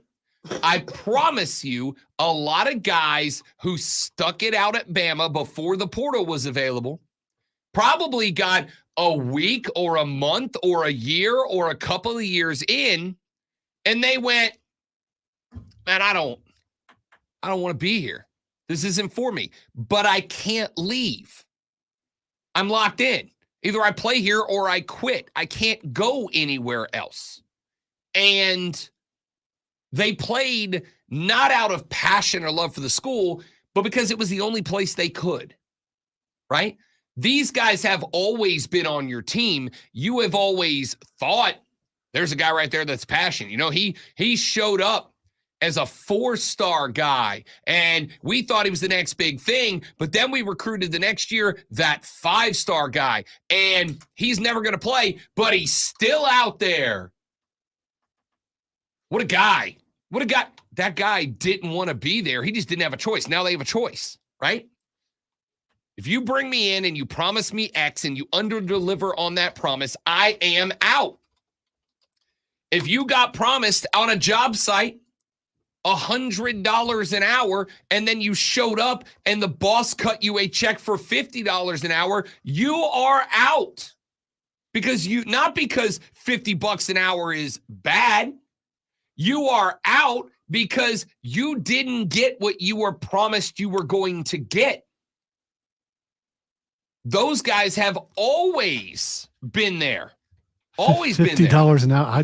Man, you must make a lot of money if you're throwing out $150 an hour as an example. I mean, if you were promised a hundo and you caught a 50 spot, you wouldn't go, nice boot. Let me lick it. Thanks for lying. I appreciate it. You might if you were making $750. Not me. I would like to think that I would go, you pay me. I'm out. I don't know. That there are times you yourself have said, Lon, you yourself have said there are times you stand on principle. There are times, hopefully a lot of times. It's like $50. My principals could take a walk. No, I'm just saying $50 an hour it's quite a bit. But if you got paid $100, or if you were told you were going to pay it $100, that's a promise broken. I'll move on.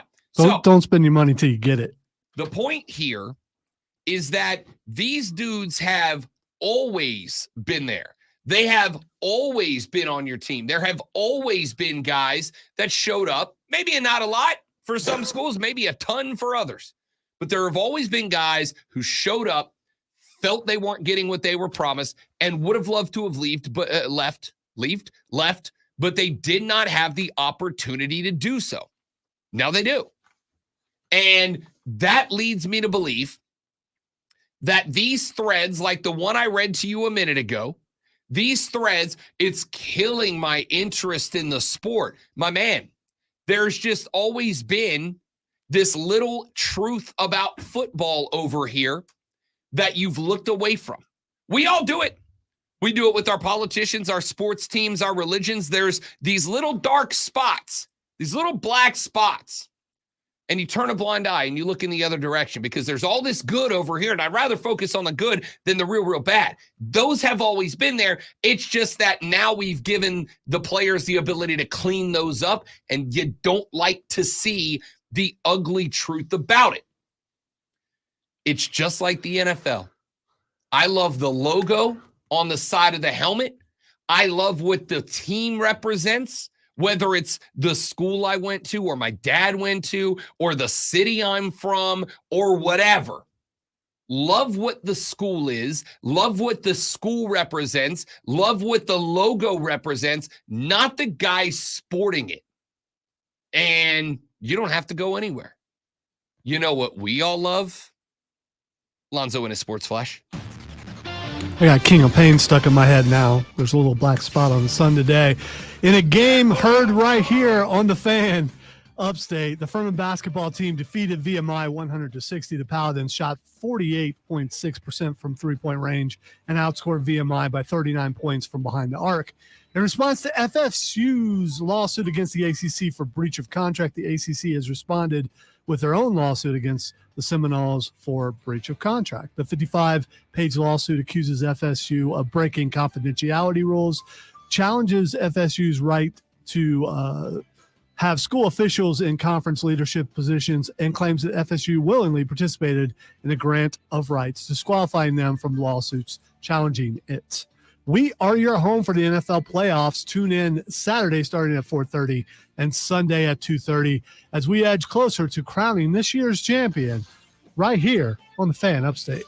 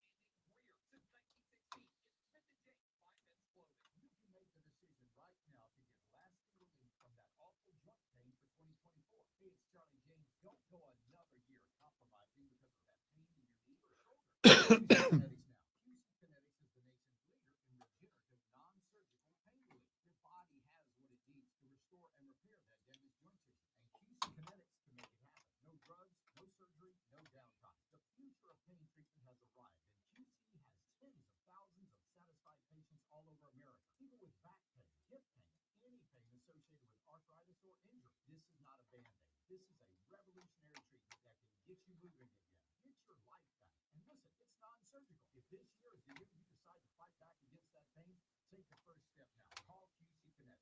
Get a free consultation on the calendar today. Call 864-448-3772. That's 864-448-3772 in Greenville and in Asheville. 864-448-3772. Cards issued by Sutton Bank and Central Bank members of U.S. Transient Commissions Board. Are you the decision maker in your company? Consider this. For the first time in decades, there's a better option for a corporate card and spend management platform. Meet Ramp, the only corporate card and spend management system designed to help you spend less money so you can make more. Most corporate credit cards offer points as incentives, but those points amount to less than their worth in real cash value. Ramp's corporate cards offer you cash back, real money in your pocket. Plus, you control who spends what with each vendor. And Ramp software collects and verifies receipts automatically, which means you'll stop wasteful spending and close your books in hours instead of days. Businesses that use Ramp add up to 5% to their bottom line. Black hole sun, Your decision won't you maker come? is one of the best decisions you've ever made. Wash away the rain. Just go to ramp.com/free. Black hole sun. .com/free. I sound just like the radio. /free. Yeah, that's what I was thinking. Won't you come?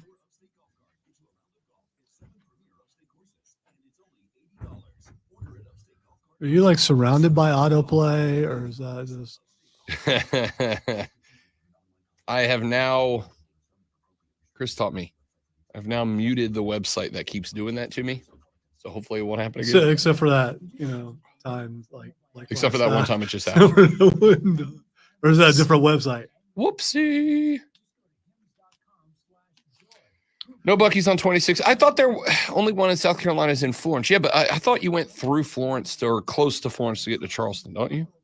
If you want to go east and then down, Eastbound and down? maybe. I mean, I think it would be maybe adding another hour or so onto your time, but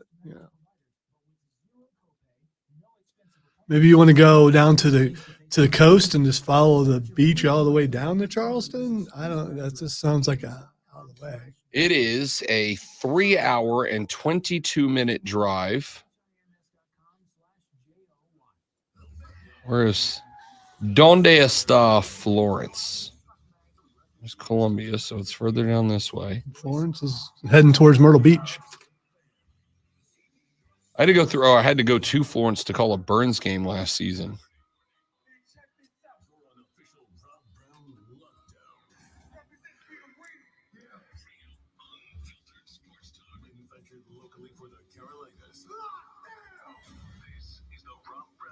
Oh, yeah, it's way up north out of the way. Oh, bummer. I don't even get my Buc-ee's run. That's disappointing. Is it really? Yes.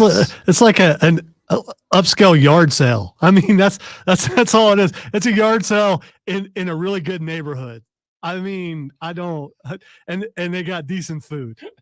I mean, there's a chance towards the end of the month that I may have to drive to Charleston for an event, but it's a weekday event.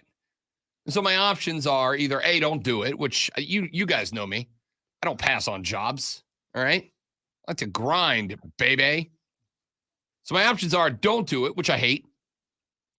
Drive over, stay with my in-laws, or I guess I should say future brother-in-law, and broadcast live from their kitchen table at 6:00 in the morning.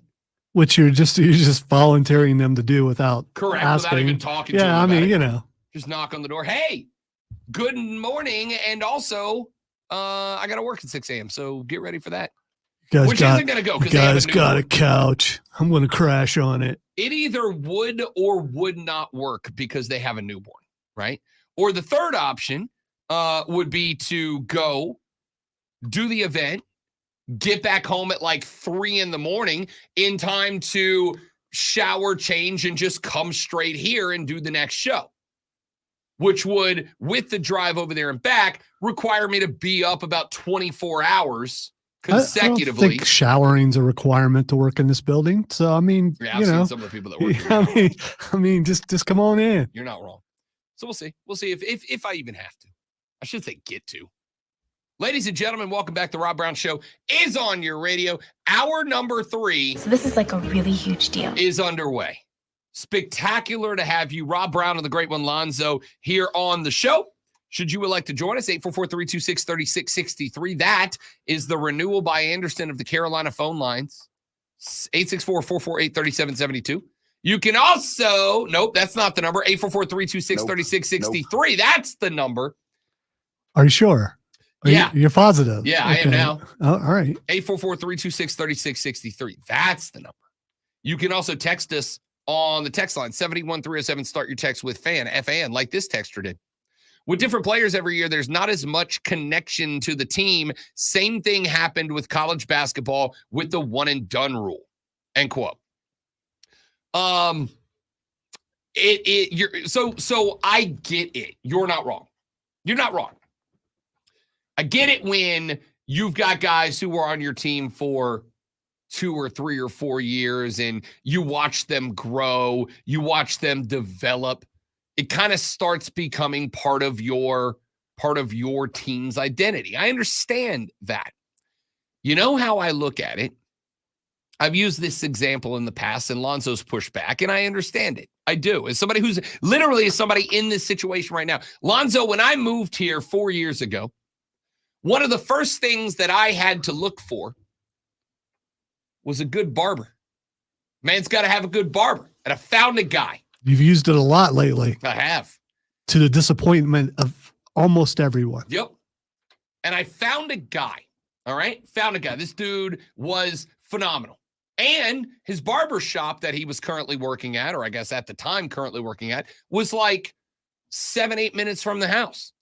So you would drive there and you would set your appointment. You'd go there. And while you were waiting, while he finished up his last appointment and cleaned up his workstation, they would pour you a glass of bourbon to sip on, right? And the waiting room had the most comfortable chairs in the world. And then this dude knew my flow. Whether it was short or long, he knew exactly what I was going for. He nailed it every time. Back when I was rocking the real short sides a little bit longer on top, he knew exactly how I liked the hard part in the side. Like, this guy killed it. It was great. And then about 7-8 months ago, I went in there and he said, "Hey man, is that FYI, I'm moving to a new shop. I hope you'll come see me." And I was like, "Oh, good for you, bud. Good opportunity." He said, "Yeah, I'm doubling the amount that I'm getting paid. I'm working in a place that is bigger. It's more comfortable and it's closer to my new house." I said, "That's fantastic. Tell me about it." And he did. And then I said, "Where is it?" And his new place, Zoe, is about 50 minutes of a drive from my house, and I got to go through downtown to get there. Now, every now and then, that's not the worst thing in the world. I got 3-4 hours. Cool. I'll drive across downtown GVL. I was going to say, unless you're that guy who has to get a trim every other week, I mean, it's like a destination. It's something you have to schedule. I can't just go, let me pop on over to go see my guy. I got to schedule it. And I don't work like that. So since he moved. Yeah, scheduling is definitely it's real tough for me. It is. Since he's moved over, I went and saw him, I think, once right after he moved there, and like once again a couple of months ago, right before I went to go get engaged. I went out of my way to go see him. But that's it. And when he left, it sucked, dude. It sucked because I felt like, even though he's just a barber, like I built a connection with this dude. He knew what I wanted. He gave it to me every time the right way, the haircut I wanted, the way I wanted it cut in. It was great. And then he left. I'm glad you fixed that because I was getting ready to play something. I know you were. As soon as I said it, I was like, damn it. When that guy left, it sucked. I was bummed. You know what I didn't go? I didn't go, screw you for leaving, man. Screw you for moving on to a better opportunity. Screw you for not being committed to this barber shop that I like. Screw you for not being here for me when I want you, conveniently and all the time. I went, That's good for you, man. Great on you. Congrats on your new opportunity. It probably means I'm not going to see you as often. It probably means you're not going to be my regular barber. It probably means that I'm not going to be able to come see you that often, but I'm still happy for you. Now, I'm not saying that you got to celebrate every dude who leaves in the portal. Jalen Milroe is in the transfer portal. You know, the guy that just brought Alabama to a semifinal game, he's in the portal. I'm not saying whenever he ends up eventually at Oklahoma that you got to go, yay, he'll always be my guy. I'm just saying if Jalen Milroe, a guy who notably doesn't want to be at Alabama, if his leaving your program wrecks your interest in the program, I respectfully can't connect with you on that. I can't understand that. I don't get it. Because my love for my football program is not based on who's wearing the logo. It's based on the logo that they're wearing. I'm a big University of West Florida Argonaut guy. I do not love the Argos because of the guys wearing the seashell. I love the seashell that the guys are wearing, right? There's a big difference there. If I love Kentucky basketball, there's been a lot of one and dones come through John Calipari's system, hadn't there? I don't love Kentucky basketball. I just love basketball, and I love Kentucky as a program and the history and legacy that they have built there. When Kentucky gets one and dones, Kentucky fans don't go, I don't know, Anthony Davis was here for 1 year, and then he left. Oh, I'm disconnected from Kentucky basketball. You still love Kentucky basketball. Was he healthy for that 1 year? Knowing him, probably not. Actually, I got to tell you, I watched the Lakers Mavericks last night. AD was a fighter last night, dude. Yeah, then he'll take like 6-7 games off because he'll just look really tired. I got to tell you, he looks good right now. I love kicking the legs out from Anthony Davis. I try not to do it because every time I do, he gets a quad injury for like 6 months. Dude, last night, I was like, that's the guy. That if the Lakers make the finals, it's because of this Anthony Davis. LeBron's playing out of his mind, but if they are going to elevate, it's not going to be because LeBron's playing out of his mind. It's going to be because they get this version of AD.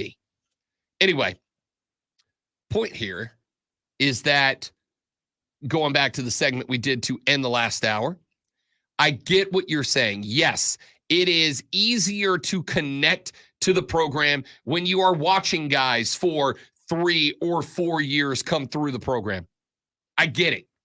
It is easier because you feel like you know these guys, right? There's a hard thing to accept as a fan. You don't. You don't. You don't know them. You don't. If you're wait, if you follow them on social media, you don't know them? You don't. You absolutely don't. And I can prove that by the number of people over my career, not in mass because I don't register on the scale like that, but the number of people that behind a keyboard have told me I suck at my job, as a person, whatever. It's happened a shocking number of times. It's kind of a daily thing, isn't it? Yeah, pretty much. Mean, you know, I get told regularly. Text line is awesome. True. I get told regularly that I suck as a person, as a host, at my job, as a broadcaster, whatever. And you would be stunned the number of times that when I eventually end up meeting one of these people face to face, that within a week, we're boys, we're buds, because I'm a real nice guy. I may have some opinions you don't like, but I don't fight over them. All right. You don't know these guys. These people thought they know me, and then they get to know me and they're like, oh, turns out Rob's actually a pretty stellar dude. Some of my best friends here in the Ville were guys that did not like me when I started.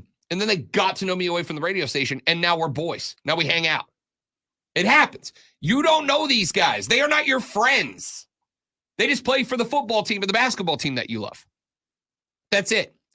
Texter said, same thing that happened to Alabama would happen if Dabo left Clemson or O'Day left Ohio State. Wouldn't happen in Ohio State. It would happen in Clemson. Oh, it absolutely would happen in Ohio State. I don't think so. Absolutely would. I don't think so. Your disdain for Ryan Day does not mean that a majority of the players aren't there to play for Ryan Day. He can't beat Michigan. It doesn't have anything to do with the fact that players are there to play for Ryan Day. And if Ryan Day was gone, so would be the cats that are there to play for Ryan Day. No, because they'll bring in a big name coach that'll get people to stay. For sure. That's what they do at Ohio State. They do. Lonzo's school is different. All you other schools, you're all the same. Well, yeah, there's a reason why there's a "the" in front of the name. I mean, everybody else is not a "the." And Ohio State University is different. Texter said, I went to the school that gave me the most money, just like these guys. Yes. As somebody who literally had to go to a second school. Wait. You got paid to go to school? Who is this person? Scholarships, Yeah. bud. No. Oh, okay. I'm not Scholarships. Get it. I pointed out that was a salary before, and you're like, no, it's not. And we fought for years. For years on that. Okay, you're right. And I know I'm right. This is compensation and salary are not the same. Correct. Salary is money. Okay, Compensation you're is right. anything. You're right. You get a salary, I get compensated. I mean, so yeah, I get how there's a hierarchy thing. Yeah. Regardless of the vernacular of the, because that's all this is. That's all this is. It's just a matter of wording. Sure.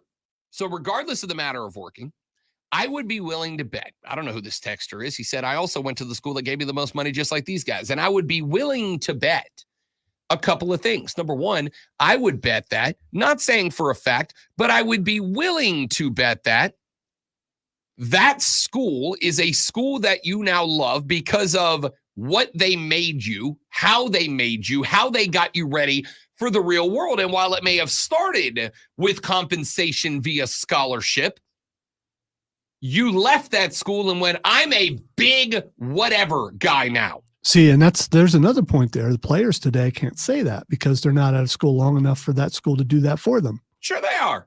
One year can do that. Or 6 months, maybe, depending on how long you're there. If I go to a school and that school makes me promises, delivers on those promises, and when I leave, I feel like I got the best possible experience, regardless of what I'm looking for out of the experience, then yes, I'm a that guy fan. The schools that I am a fan of now, I grew up an LSU fan because that's where my whole family went. I still have a soft spot for LSU. I am a University of West Florida man. You think I grew up a big Argonauts guy? You could have. No. So it's not close to the golf course? No. I mean, we had a golf course. Okay.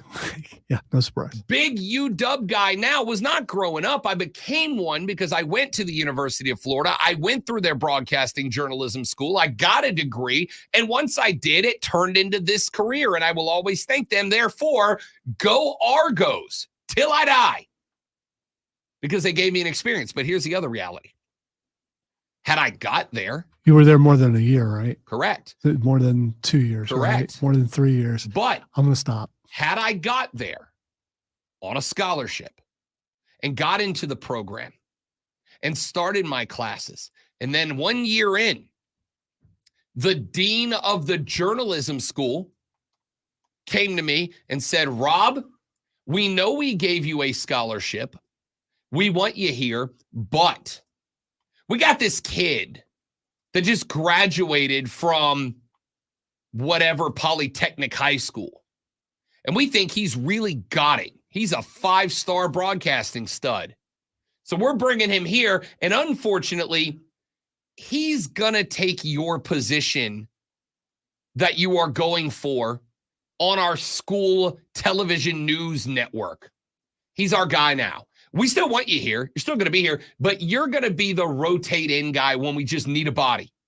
Do you know what I would have? And in this case, what I'm saying is, had they pulled my scholarship. I will say that sounds like a normal workforce thing. Correct. Yeah, and that's why people leave jobs. So had they pulled my scholarship, the compensation, the reason that I was there, the promise they made me when I said I would become an Argonaut, I would have left and not been an Argonaut anymore.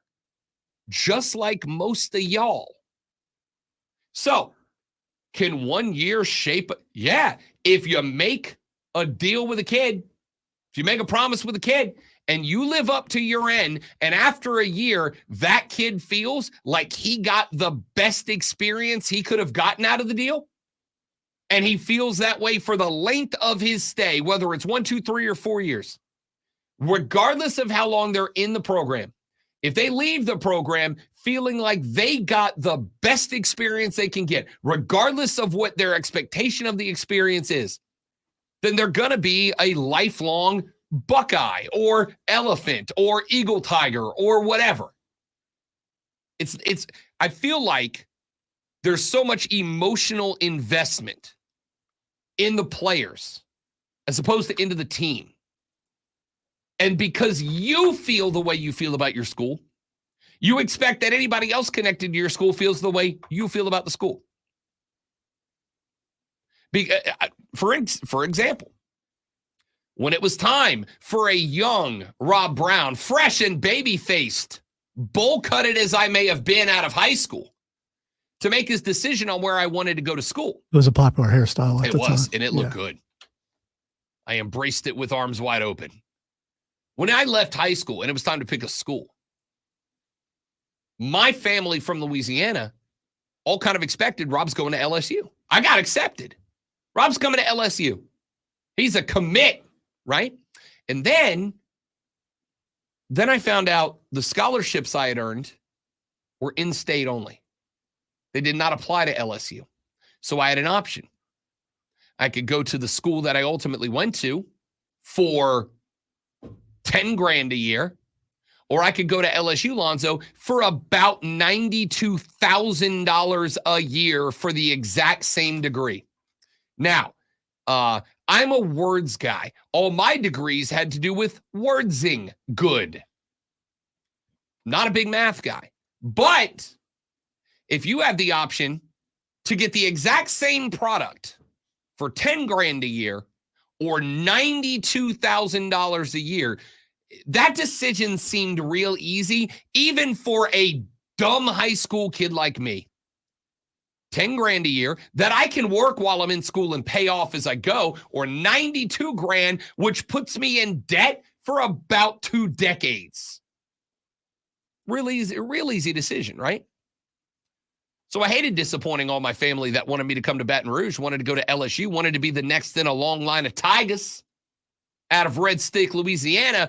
But when I showed them the numbers, they went, oh, I understand. Does that mean that I didn't love LSU? As a kid, I did. Like I said, still got a soft spot for him. Does it mean I didn't love LSU growing up? No, I did. But I just had to make a realistic choice based on what was going to be provided to me and the expectations I had for the experience. These are kids. It's the exact same situation.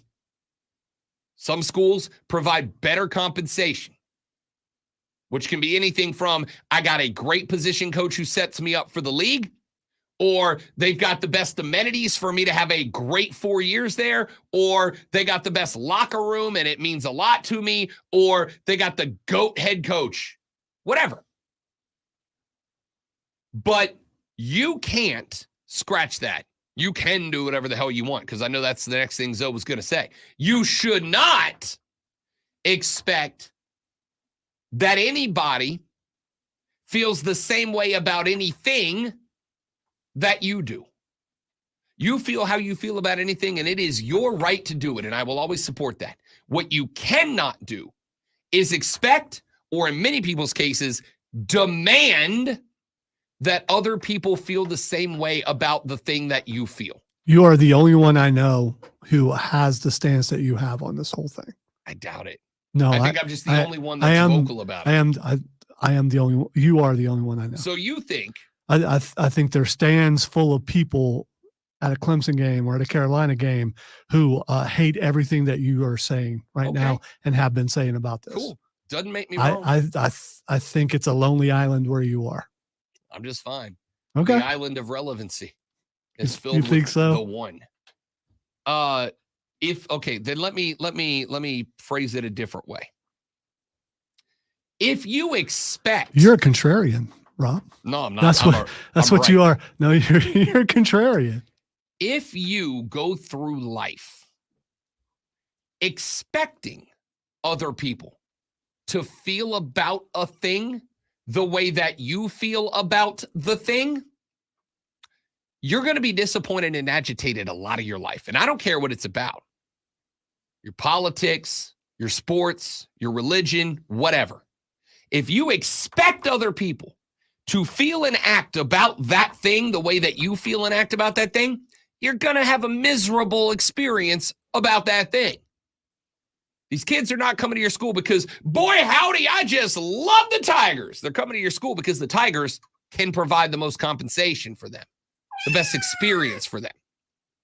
They're not going to Crimson Tide Land because they just love the script A. No. They went there to play for the GOAT, and the GOAT's not there anymore, and therefore, the thing that mattered the most to them isn't there anymore. That means the experience they're there for isn't there anymore. That means that they aren't there anymore. We're not here anymore either, metaphorically, because it's time for a break on the Rob Brown Show in the Fan Upstate. Smith. All right, guys, one more live read. We're coming right back. Stay right there, please.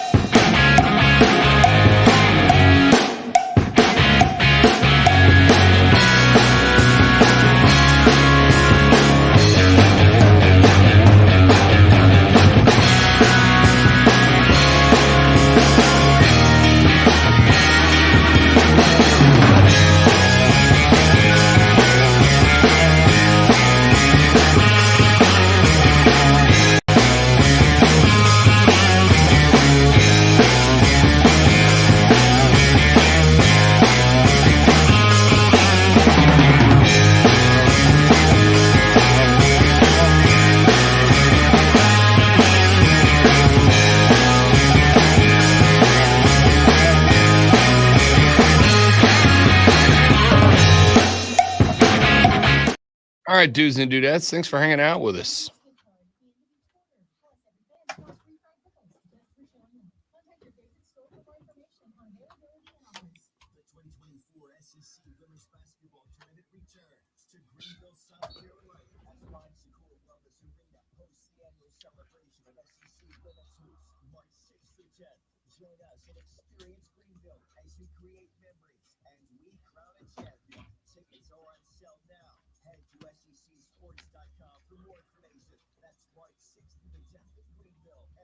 Speaking of March 10th, the Pelicans are at the Hawks that night, and I think I'm going to go over for it.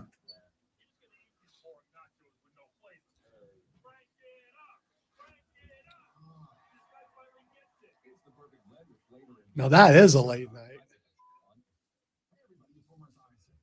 It's Friday. Oh, yeah.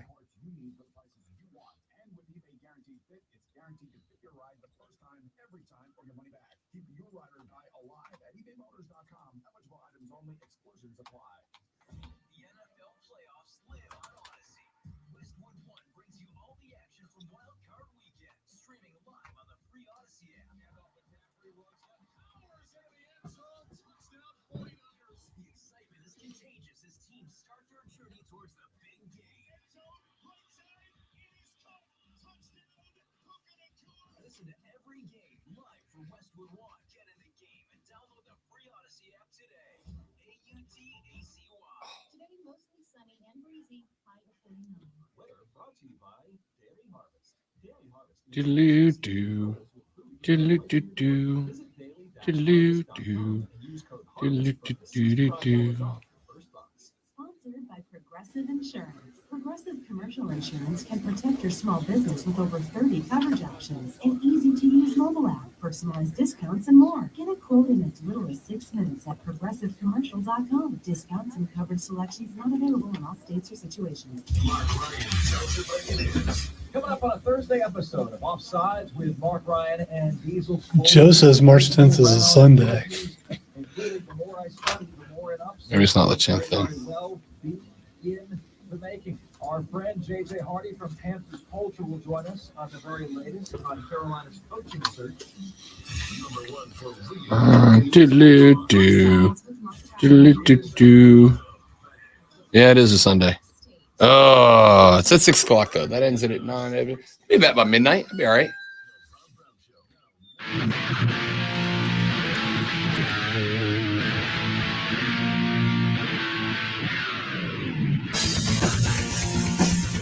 The Rob Brown radio program is back on your radio. It is the Fan Upstate. I'd like to thank the host of the Saturday Morning Scramble, Alex Guest, for texting the show and saying simply, "You suck." See, I told you. I get those texts all the time.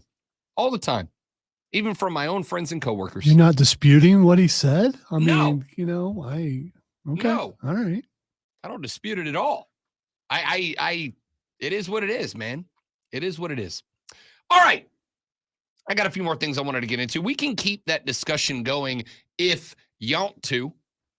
844-326-3663. Text us 71307 on the text line and contribute to the show. Can I tell you, Zoe, I want to be buddies with Lane Kiffin. I just want to be drinking pals with Lane Kiffin. I don't know that you would get along with him as well as you think. I would get away with him swimmingly. No. Let me lay it out. You can't handle me sometimes. And he has the same snark as I do. And there's no off switch. Right. None. So I think he would get on your nerves after a while. Well, I'll tell you this. I would like to at least hang out with Lane Kiffin if he's just on his Twitter game in real life. Oh, yeah. I mean, just hanging for a while. Sure. Lane Kiffin is a real life troll. Okay. And I think at this point he would admit it. Lane Kiffin, a couple of weeks ago, was at the University of Arkansas. He was recruiting a young man by the name of Chris Paul Jr.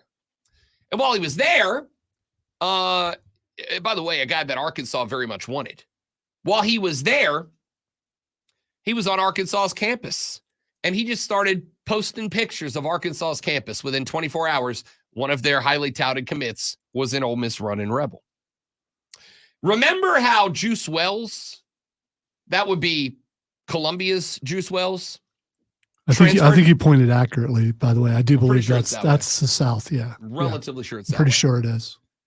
Remember how he's a Ole Miss running Rebel now? Well, not terribly long before Juice Wells announced that he was transferring to Ole Miss, if you happen to follow Lane Kiffin on Twitter, you would have noticed that not only was Lane Kiffin in Columbia, he was, or someone he knows, was on campus and posted a tweet that was very simply a picture of one of South Carolina's campus golf carts on campus. Next thing you know, Juice Wells is a Rebel. There was a picture not terribly long ago of Lane Kiffin, or taken by whoever is running Lane Kiffin's account, of a Tennessee Volunteer private plane branded with the big orange T and the checkerboard behind it that he posted. And within a couple of days, 2 commitments from former Vols flipped to become Ole Miss Rebels. Well, Lane Kiffin is on his bull again, because just yesterday, Lane Kiffin's Twitter account started posting, great one, pictures taken around the campus of the University of Alabama. Now, the first one seemed very respectful. It was a picture of the Nick Saban statue that sits on Champions Walk outside of Bryant-Denny Stadium. Yes, they did put a statue of Nick Saban up while Nick Saban was not just alive, but still coaching the team. Took a picture of Bryant-Denny in the background of the Nick Saban statue. How do we know he didn't already have that picture, though? We don't. He was there for a while, so it's possible. And he put up the emoji heart and a goat. Now, Lane Kiffin had a connection. He used to work for Nick Saban. But then he kept going. Shortly after that, he posted a picture just off of the Tuscaloosa campus of a train trestle that ran up over the top of the road going to campus that is painted crimson with the words "Roll Tide" on it. It's not a necessarily very artistic or high quality picture. It's just a picture that, you know what it is? It's a picture that a regular Instagram user would post just to say, I'm in Tuscaloosa. No word, no need. Then he posted another one shortly after that. It was a picture of some campus apartments in the background of a sign that said University of Alabama, 1 mile this direction, with his car very clearly going that direction. Lane Kiffin is just rolling with the photos at a moment where, as we mentioned with that Twitter thread a minute ago, the Bama fans are not okay right now. All right? Check on your Alabama friends. They're not doing great. They're just not. Saban leaves. They start hemorrhaging players out of the portal. I think 2 of their top 4 recruits have decommitted since the retirement announcement of one Nick Saban. And while Bama fans are all stuck up in their feels right now because of what's happening around their football program, Lane Kiffin is posting pictures. Oh, by the way, my absolute favorite part is that on that picture, that first picture that went up, the picture of the sign that says University of Alabama 1 mile, and then he started, by the way, I got those orders backward. The first picture was the picture of the University of Alabama 1 mile sign. The second picture was the train trestle with Roll Tide clearly going on to campus. And the third was Nick Saban. And on that very first picture, all he posted along with the picture was the emoji of a shark and nothing else. Well, shark, I'm here. I'm glad you fixed that because it makes more sense. It does. I'm on my way. I'm almost there. I'm here. I'm here. Yeah. So at a point in time where Lane Kiffin has now, over this offseason, made it a point of posting a picture from behind enemy lines that almost always precedes a major player from that school flipping to become a rebel, while the Alabama fans are on their BS in their feels right now. Lane Kiffin's like, aren't you surprised there isn't some unwritten recruiting rules between coaches that you don't go on each other's campus? Doesn't that sound like some sort of, thing that you shouldn't do? Quick question. You think Lane Kiffin would give a crap? No, but No. I'm just wondering. I mean, I don't know that there's not. Yeah, because I don't recall ever hearing of anyone doing this. Doesn't mean they haven't. And that. But he of course is broadcasting that he's doing it, which makes it even funnier. That's why I love some Lane Kiffin. All right?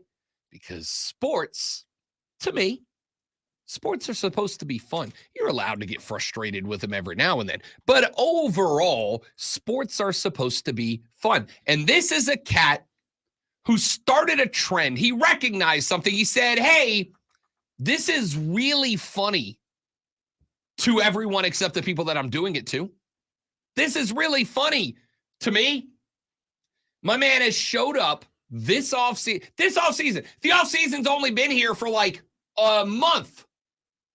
And in the month that the offseason's been here, not once, not twice, but 3 times, Lane has started randomly snapping and posting pretty plain Jane, pretty nothing burger pictures of opposing campuses.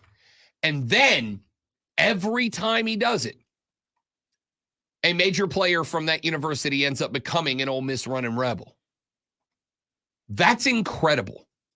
And more incredible is that while the Bama fans, it doesn't matter, though. It doesn't matter if he gets a single Alabama recruit out of the portal. He doesn't care.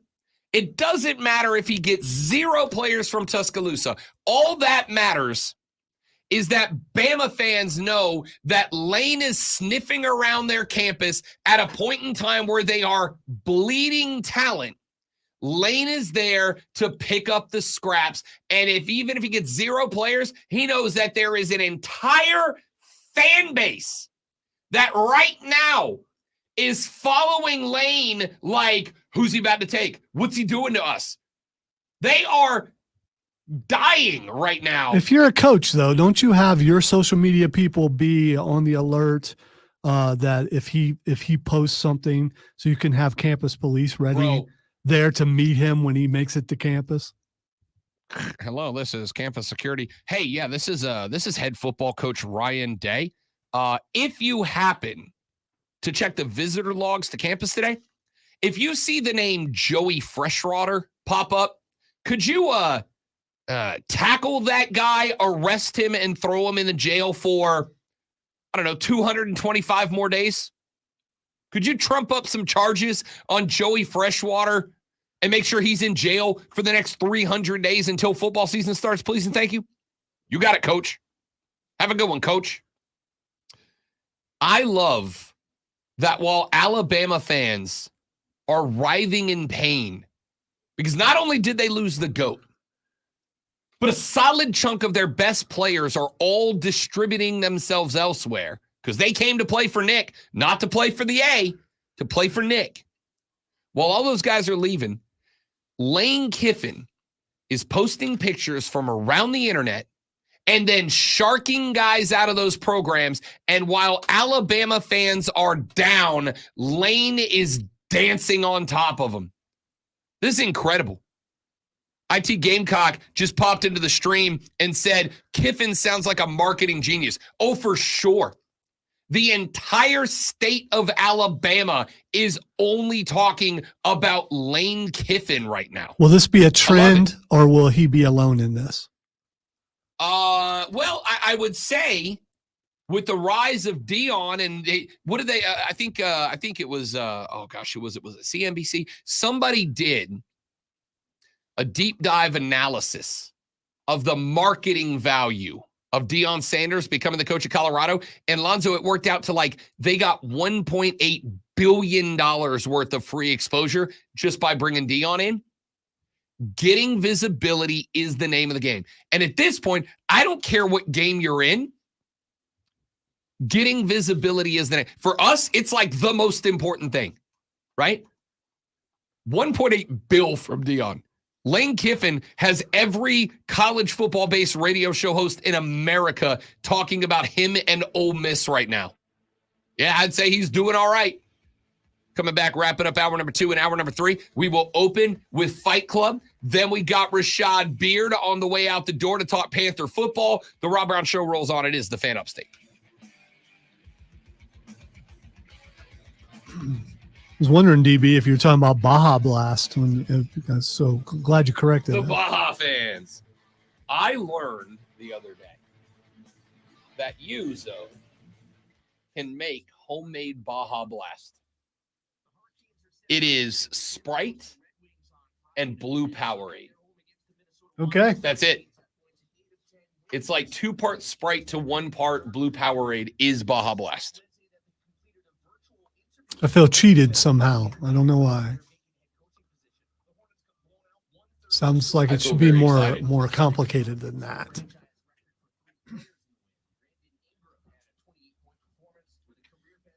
So Fight Club intro instead of normal intro, or normal intro and then Fight Club intro? You can just roll in with the Fight Club intro. I feel like we've heard the regular intro enough this week, you know?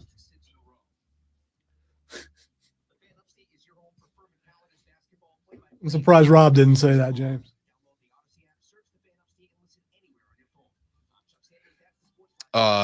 Yes, James. I can tell you via scientific research. That's correct. There is, for the record, if you are an imbiber like me, there's very little that you can't put vodka. If you like it, you can put vodka in it. Orange juice, vodka. Does that include like coffee? Can you do it? I mean, I suspect it is, but I don't like coffee, so I can't tell you for certain. Yeah. But any soda, vodka works. Any juice, vodka works. Champagne, So you can put it in baking soda? is that a drink? You said any soda. When I think of soda, I think baking soda. That's weird. No, that's The word soda makes you think baking soda. Yeah, because it's baking soda. Yeah. Because it's pop, it's not soda. I don't know. It's just weird. Which I just had it confirmed. By the way, if you watch Echo, on Echo, the Native American grandma calls it pop, which means that the original Americans, the ones that were here before everyone else came here, called it pop, which makes it pop. And there's no argument against it anymore. Helen Elementary School, when you were learning about the Iroquois and their longhouses, or the Cherokee and their hunting bows, how they were like, and also they invented Coca-Cola. That's a thing. That's a thing that happened. Joey B said, energy drinks and vodka. Welcome to Blackout City. Vodka Red Bull is wildly popular. Okay. Wildly popular. Does that really knock you out, or does that amp you up even more? Here's the thing: you're adding stimulants and depressants at the same time. Your body doesn't know what to do with it. 3 ounce. Yeah, because I was going to say I thought there was Mountain Dew and Baja Blast. Maybe that's it. Yeah. Maybe that's it. Whatever it is, it's delightful. You don't order a vodka pop. Exactly, DB. Thank you. By the way, I don't drink alcohol, so I wouldn't. I'm learning here. This is important stuff we're talking about here.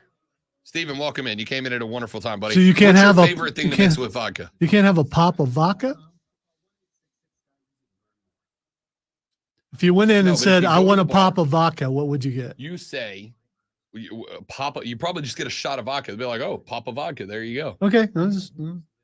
If you want a vodka soda, you would say vodka soda, or more specifically, you would say, "I'll have a vodka Coke or a vodka Red Bull or a vodka Sprite or whatever you want to put it in." Why'd you have to change your tone and be condescending as if Because it matters to you're me? saying it wrong. It's no, not I'm not. DB says he's from Nebraska. They call it pop there. Yes. So yeah. Yes. It's a regional. Western people. It's yeah, that's us. It's but the original Americans are calling it pop, so it is pop.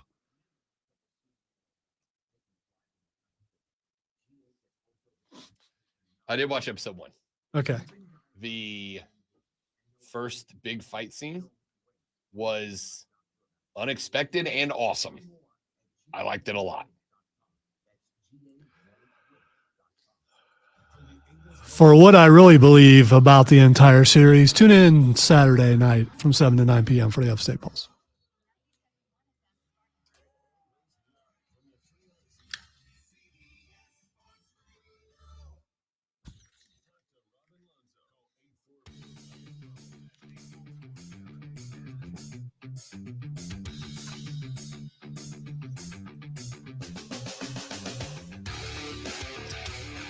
The Rob Brown Show continues. It is the Fan Upstage short segment here. We got Fight Club at 9 o'clock. Then we'll have Rashad Beard join us at 9:30. He will carry us the majority of the way home. Then we'll have a very short Twitter trending topics or what the X is going on or whatever we're calling it now on the way out the door. That's your show. So if you want to be involved, now's the time to do it. 844-326-3663. That is the Renewal by Anderson of the Carolinas phone line, 71307. Start your text with FAN, F-A-N, FAN, F-A-N, and we will read them on the air, or tweet X post us at The Rob Brown Show, at Lonzo on Word, and at The Fan Upstate to get to everybody. We have talked about Lane Kiffin, of whom I have to tell you, I'm a gigantic fan. Let me tell you one more guy that I've grown to appreciate. Did you see what Sacramento coach Mike Brown did the other day? One of my favorite things. When he got in trouble? When he got ejected from a game, he got very upset. Sunday night, and I know it's a game that's a couple days away. There's a reason I'm bringing it up. Sunday night, Mike Brown got ejected from the Sacramento-Boston game that was in Sacramento's crib. Brown was ejected in the fourth quarter of a 143-142 OT loss. Sorry, not to Boston. It was to Milwaukee. When he stormed onto the court and started screaming at one of the referees while cutting him off along the sideline. It was so aggressive that Malik Monk had to basically grab him and walk him off the floor like a drunk dude at a bar fight. That's not the good part. The good part is when Mike Brown came in for his post-game press conference, Mike Brown walked in at a laptop and everybody went, "What is he doing?" And he set the laptop down and he used the laptop to actually run through the progression. He's like, "Here's what's happening. Here's what," he broke down the video on the laptop. I thought it was great. He went on a 5-minute rant about it. The NBA hit him with a $50K fine for it. $50K for showing what we had already seen on the video. You can't $50K. upstage the referees. I mean, you can't do that. Brown said of the officials, quote, "They're human, they're good people, they're going to make mistakes, but we can't interpret a rule two different ways. I'm beside myself. Now, we had a chance to win the game and we didn't get it done, but I'm telling you, man, to go through that, it's tough, man. It's tough to go through that," end quote. He said that after, again, he put on video, by the way, the game broadcast. This wasn't like a special angle camera that the Kings had. This wasn't like, this is our super top secret camera. It is confidential film. I'm not supposed. No. He just showed the game broadcast. And more importantly, what he pointed out was correct. Brown pointed out two plays. The first was when Bucks star Damian Lillard drew a foul on a shot from behind the three-point line in the third quarter. He then pointed to a play in the fourth quarter when De'Aaron Fox was hooked by Campaign but did not get the call on something that was less aggressive than what Dame got hit for. Basically, he was saying the superstars are getting superstar rules. The regular dudes are getting no called on things that are literally less than a foul. We can't have it. And he went to the video and he proved it, and he was right. And the NBA hit him with a $50K fine for it. Well, it's two things. The most important thing is he probably didn't give credit to, this video was courtesy of. If he would have said that, he could have avoided the fine, because that's how that works. The $50K fine, according to Yahoo Sports, came due to, quote, criticism of the officiating, end quote. I have news, National Basketball Association. We're all criticizing your officiating. Well, also, you by got the a lot of way, work to do to catch up with the NFL if you want to be. That's also true. The officiating last weekend was absolutely bull. From start to finish, it was bad. It was bad. It was real bad. Where's the point where bad officiating in a league/game makes you go, I'm not interested anymore? Where's the spot where you go, the game is being officiated in a way that the calls have such an impact that I don't feel like it's a game anymore? I have nearly turned the game off when I have seen bad calls or non-calls at the beginning of the game without makeup calls. Generally, there's a makeup call. I mean, if I was going to get really mad about officiating that offensive offsides that cost Kansas City a touchdown and the reason why they're going to Buffalo this weekend, I could get pretty mad about that. And a lot of fans are. But I think before officiating was bad, but now it's really starting to be out in the open. And it's not that people are paying more attention to it. It's happening in places where it is a focal point as opposed to, it happening like in the second quarter or something. It's happening and costing games. It's a complete crap, like how to play the game. Yeah, it's real bad. It's real bad. You know what's real good? Lonzo doing a sports flash. I would like to think it's great, but I'm not really smart. The Panthers head coaching job continues to generate conversations. ESPN's Dan Graziano stated yesterday he expects Bengals offensive coordinator Brian Callahan to be a heavy possibility to fill the role. Callahan is expected to interview with the Panthers today, the most recent of a string of interviews conducted this week. Charlotte Hornets were excited about the return of LaMelo Ball, but things haven't gone well. Last night, the Buzz dropped a 132-112 decision on the road at New Orleans. The Pelicans' Brandon Ingram posted a triple-double while Ball ended with 29 and 7 assists. Charlotte has dropped 6 in a row since their last victory on January 2nd. We are your home for the NFL playoffs. Tune in Saturday starting at 4:30 and Sunday at 2:30 as we edge closer to crowning this year's champion right here on the Fan Upstate.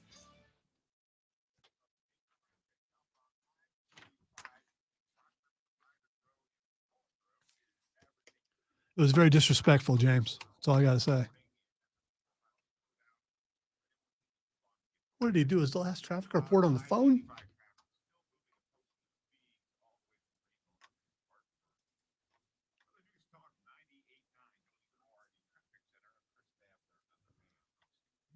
Apparently, he's on the road.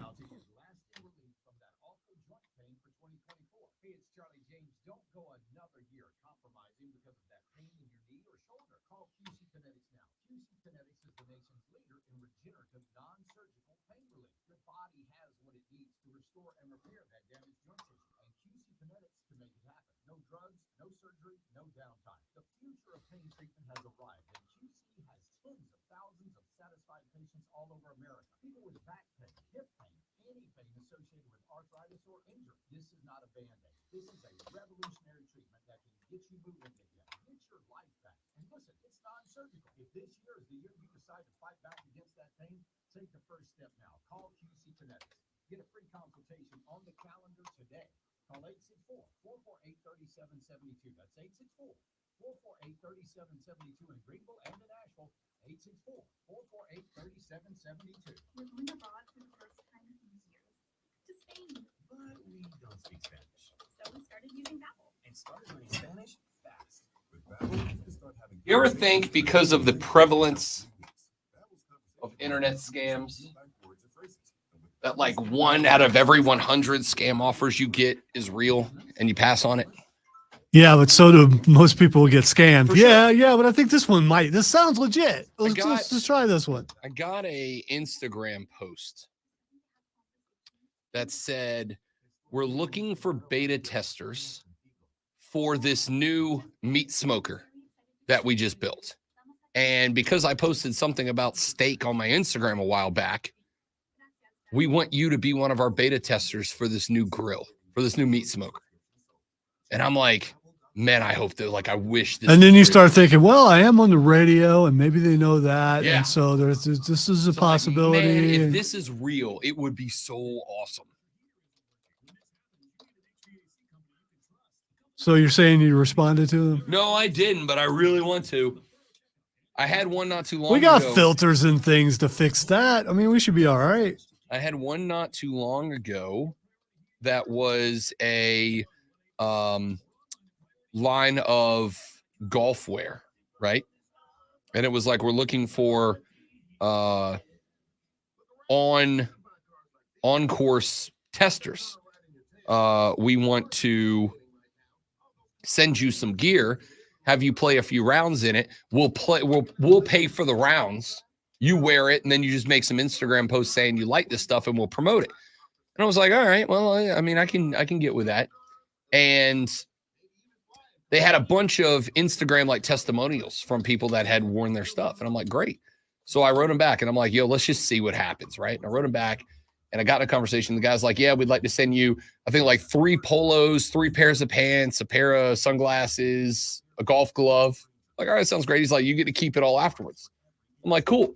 And then he goes, all we need from you is a $100 starter fee. And I was like, oh, man, I got so excited. It's got to be difficult for legit businesses That's out what I'm there. saying. Yeah, that are trying to do that sort of thing. How do you prove you're not a scam? First of all, by not asking for money, that's probably one way. But All I know is that once the money from Nigeria hits my account, I'm out of here. Yeah, man. Is it the same prince that's sending me mine? no, That's there's trapped in America? there are a lot of Nigerian princes. A lot of places to get trapped in America too.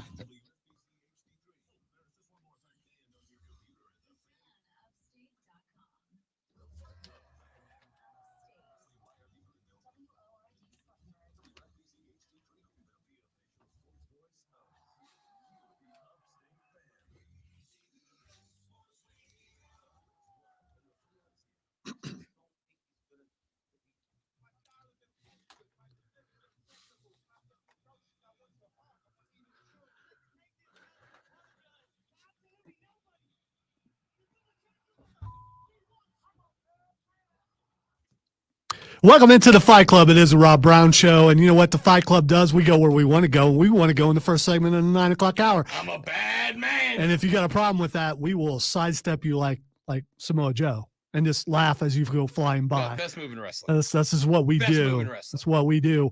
A ton of things to get to, including some things we didn't get to talk about last week because I decided to get sick and go home. So, I mean, because that's what you do. You decide to get sick and go home. Yeah. And I don't know what Rob talked about because I was unconscious.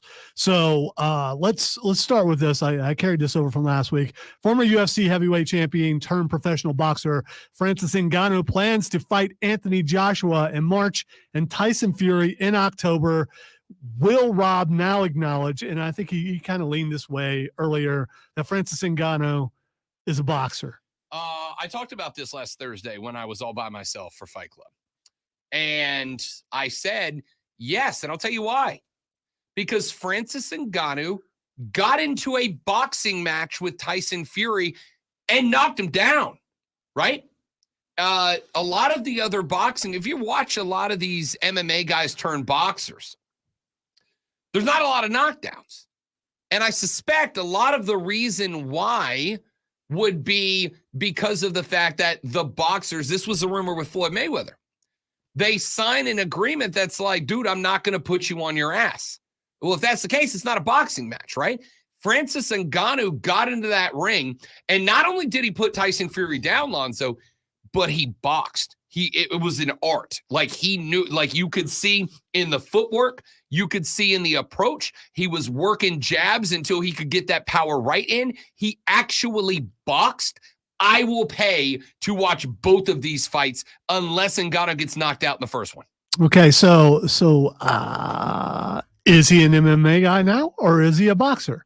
Can you be both? You can be both. Can you? You can Well, absolutely. no both. one has been. But no one has been. Right. I agree So- with that. There have been boxers who tried MMA and were not good at it. There have been more MMAers who tried boxing and were not boxers. You can be both. But I think you have got to have a very rare mindset. If you've not watched or listened to or read Francis Ngannou's story, it's wild, dude. He walked across a desert 3 times because twice he made it to France, I believe, and got deported, got sent back. And then he did it again. He got deported, he got sent back. 3rd time he went, he got a job, he got into the system, and he got to stay. And that's when he started fighting. This cat's story is unbelievable. And he's got that incredibly rare winner's mindset. And you can see that in his boxing. He said, I'm not going to be a boxer just to make the money and dip. I want to be a great boxer. He's 1 fight in and put the world's best heavyweight on his ass. I don't know what else you can ask from a guy. Francis Ngannou is right now maybe the only MMA guy turned boxer that I will pay to watch him box. I am interested to see if he can get a victory. But what if he goes and he loses to Anthony Joshua and he loses to Fury again? I would be unsurprised if he doesn't win either fight. I would be unsurprised if he loses both. And here's why. I don't know if you feel the same way. Tyson Fury was not in his best shape when he fought Francis Ngannou. And I think it is probably because while Tyson Fury does take the job very seriously, I think Tyson Fury may have had the mindset of, this guy's not a boxer. I just gotta be me.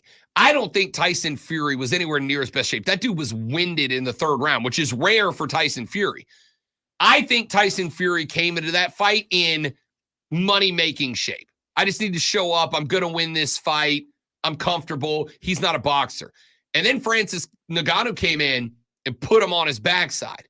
I think if you're Anthony Joshua, you saw that. And knowing where Anthony Joshua is, who has already had his issues with Fury, if he wants to stay in that upper echelon where he might get one more Vegas headline big-time fight that's worth, 7, 8, 9 figures, he can't lose to Francis Ngannou. If he loses to Ngannou, he is out of that top-tier echelon of heavyweight fighters, and Ngannou takes his spot. So I think you're going to see the best version of Anthony Joshua, and Tyson Fury's not coming to that second Ngannou fight risking being put down again. I think you're going to get top-notch Tyson Fury's. That doesn't mean Ngannou can't win the fights. Just like any other top-notch heavyweight, one right cross that lands on the button, and he'll put anybody to sleep.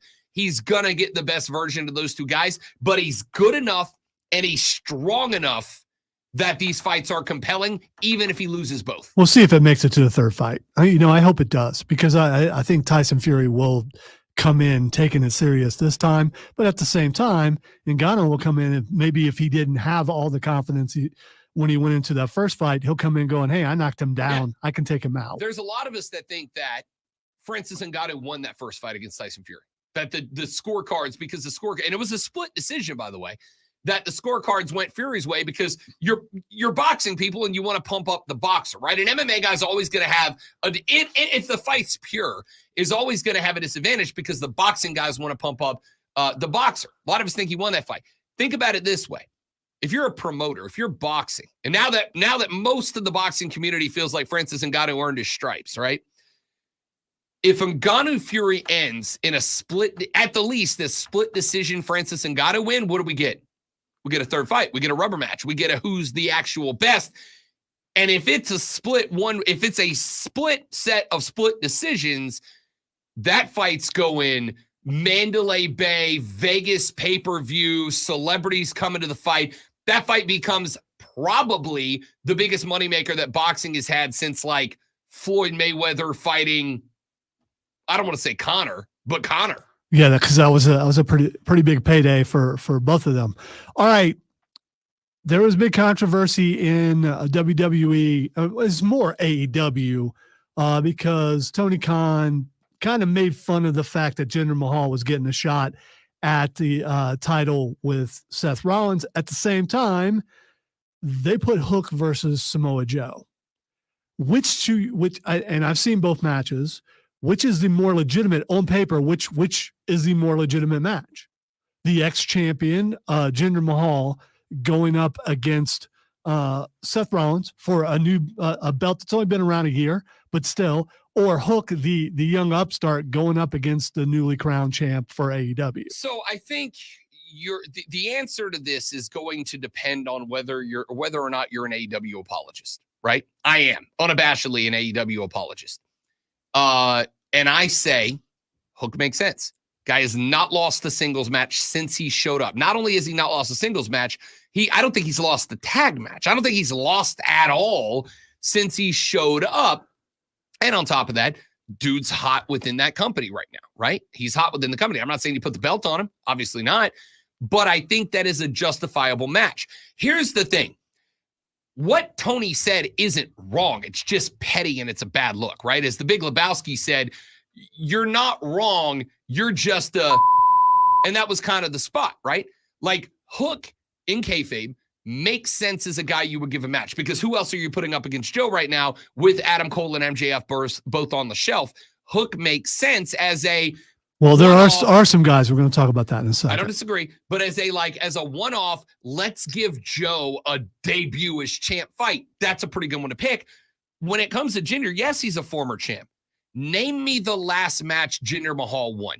You can't, because it has been over a year and a half at this point. So when you've got in WWE, I think you've done a good job of building a pretty good roster of top contenders. You got Seth, you got Cody, you got Drew, you got Damian, you got all these guys over there.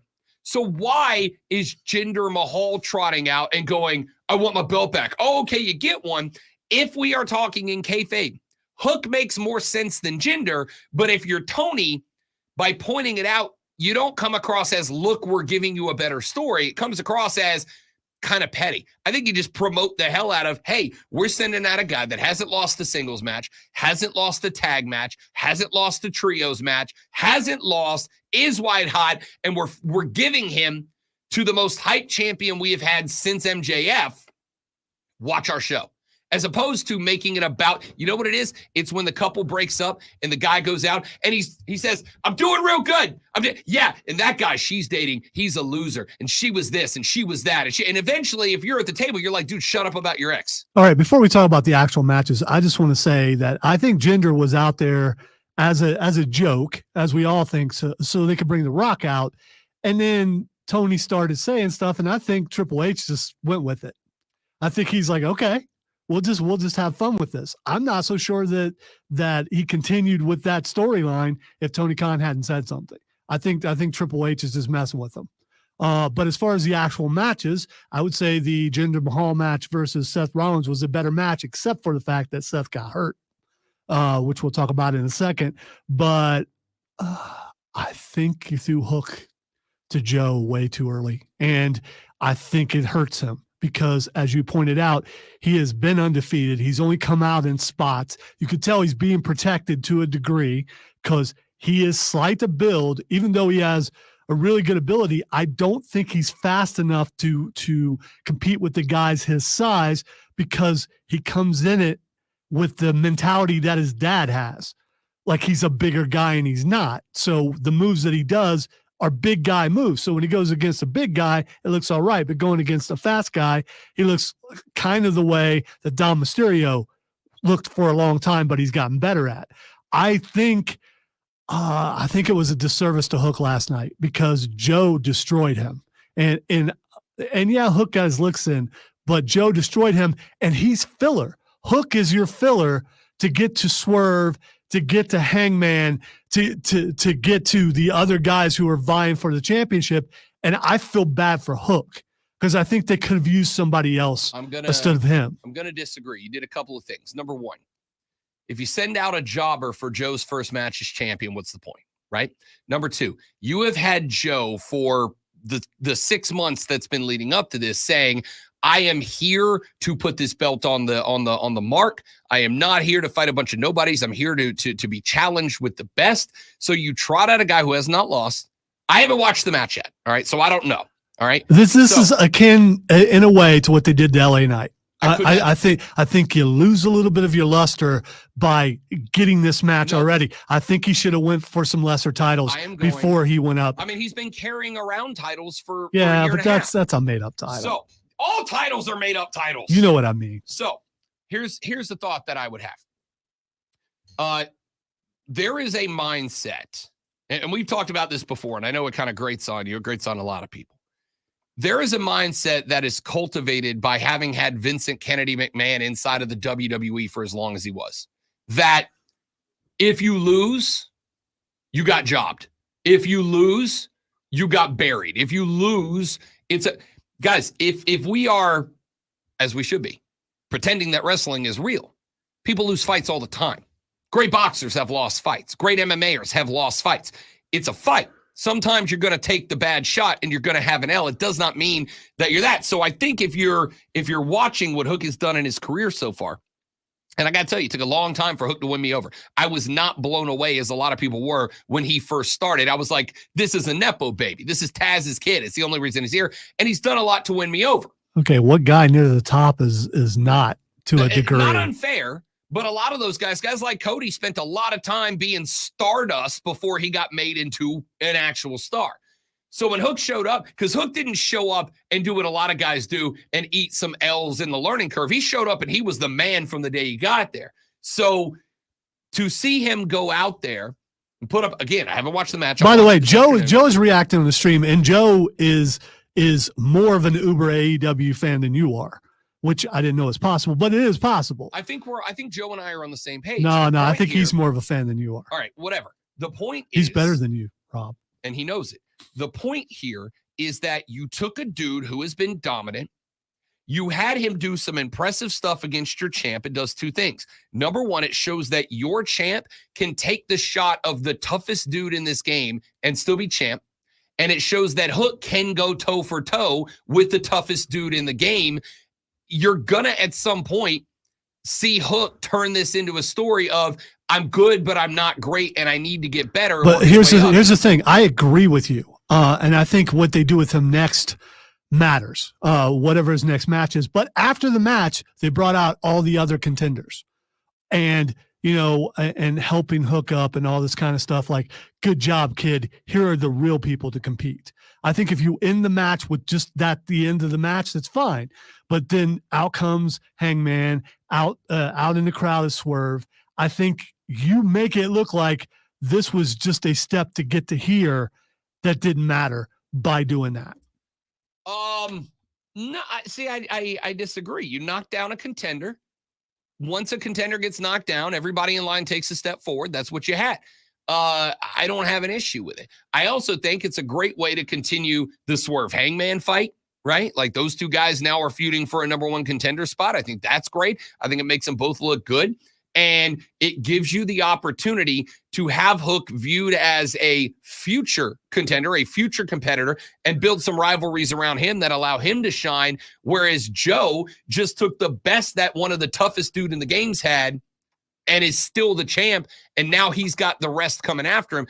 Again, I fully acknowledge that I think a lot of your position on this comes from whether or not you are an AEW apologist. If you are, it looks phenomenal. If you're not, then you go, this is all very silly. By the way, I had the same concerns. That's why I compared it to LA Knight. I had the same concerns with LA Knight because he was building so quick and they put him in and now he's a bit player. So I worry about that for any up and coming star, but especially a young one like Hook, who I really like and I like from the beginning. I thought he had a good look. He still does. I think he's way too small and should put some meat on his bones, and I don't know if he can. I don't see. And again, I think this is, with all due respect, I think that's a Vincent McMahon inspired mentality. Oh, wrestler has to be big and muscly. No, they don't. It's not. I've seen a lot of small, skinny dudes kick the hell out of bigger dudes because they were better and knew what they were doing.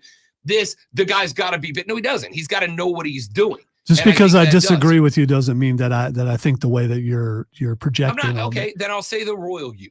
In the wrestling fandom, I think that Vince had it so that this is what this business is. that any mentality to the opposite is viewed as wrong. So technically the milestone, the guy who made wrestling what it is today, put out the standard. And if you believe that way, you're wrong because you've been conditioned to think a certain way. Yes. Okay. 100%. All right. It is the same reason that a guy like Orange Cassidy would have never been given a shot top tier at WWE. Look what he's done.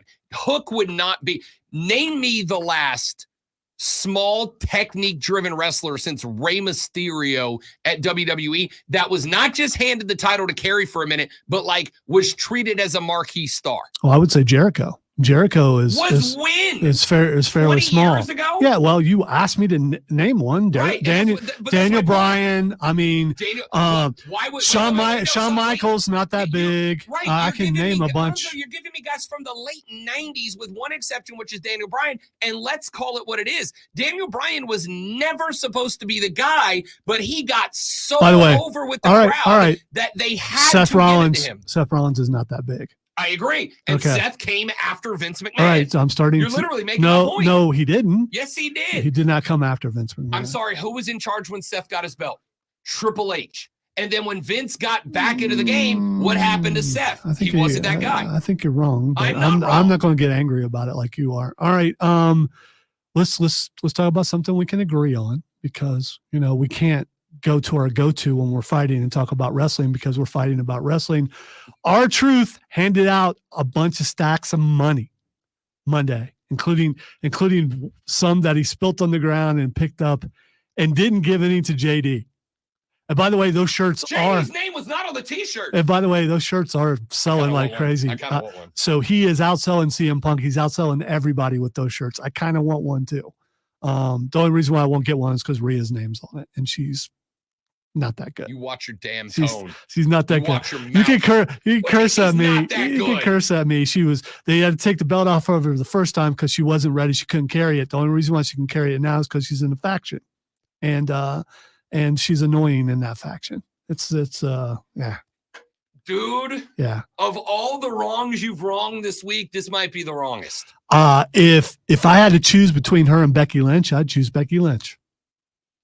And that's what that's saying coming from me. I don't even know how to I don't even know where to start in this discussion with you. All right, so we were talking about R-Truth, and let's continue to do that because we're going to have to take a break pretty soon. R-Truth is the best. Is the best. Is the best. Without a doubt. He's the best. I love the storyline. I've heard some behind the scenes stuff that they wasn't sure it was going to work, that Damian Priest was the guy who said, hey, we need to run with this, which is cool because he's in the end, it's going to, what do they do with it? I don't know.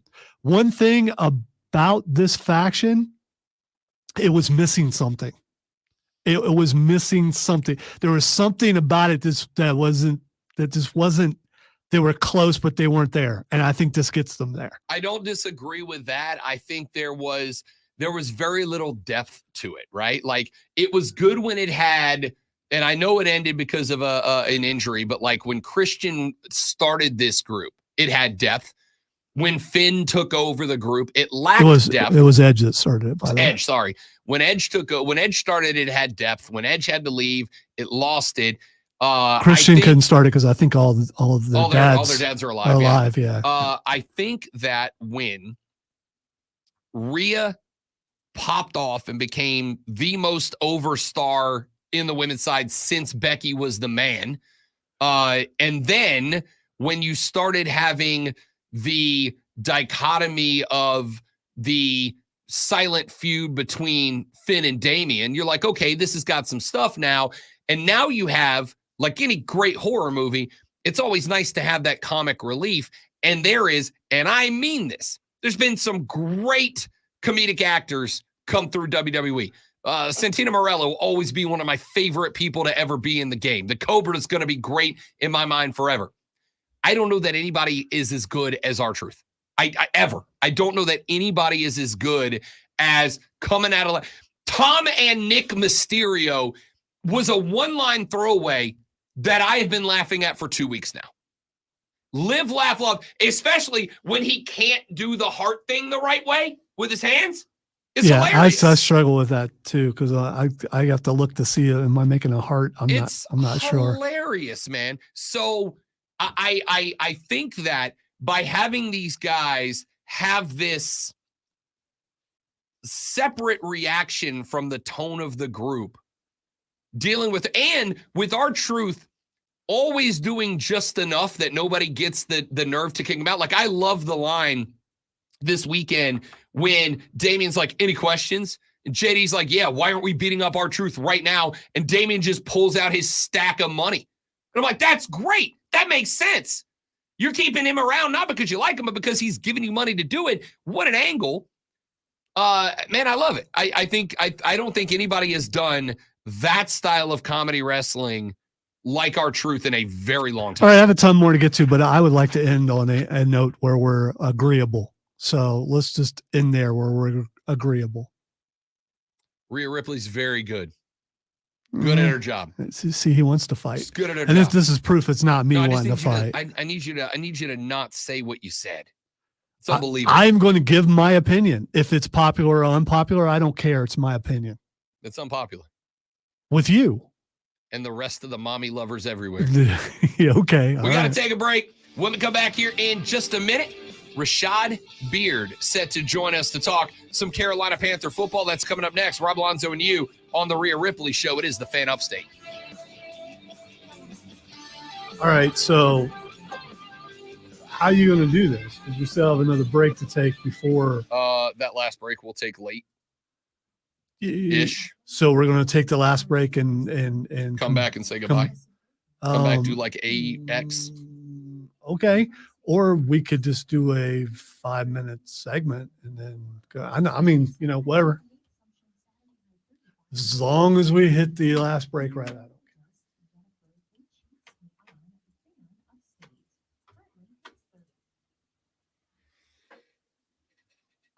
Oh, my back just popped like a machine gun. I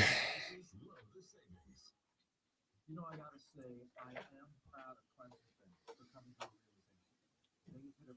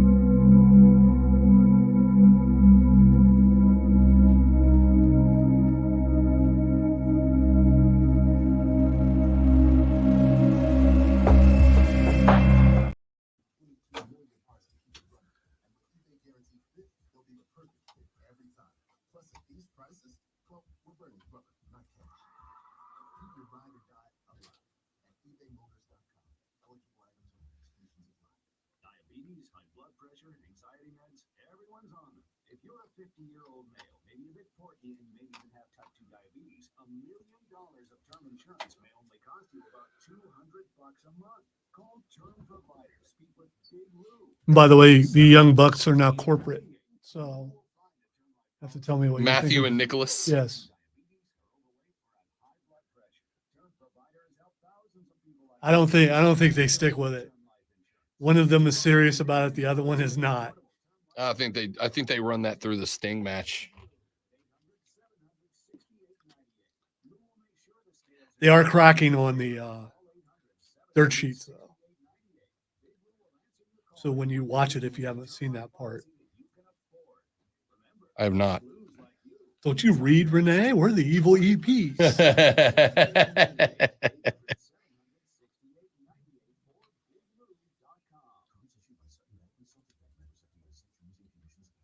you the decision maker in your company? Consider this.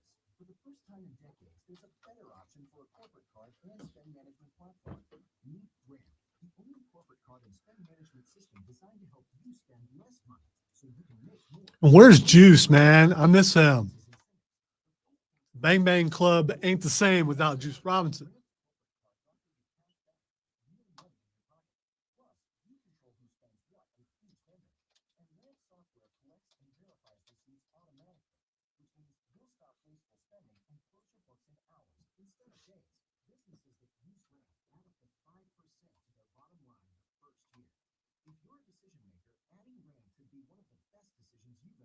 Oh, he had to have back surgery. Never mind.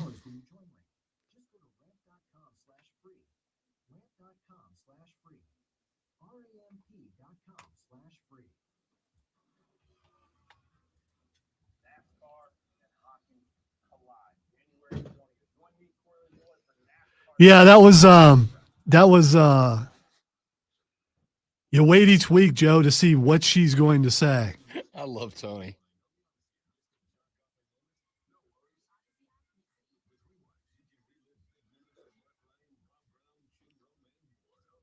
They definitely did not seem like they were ready for her saying that, for sure.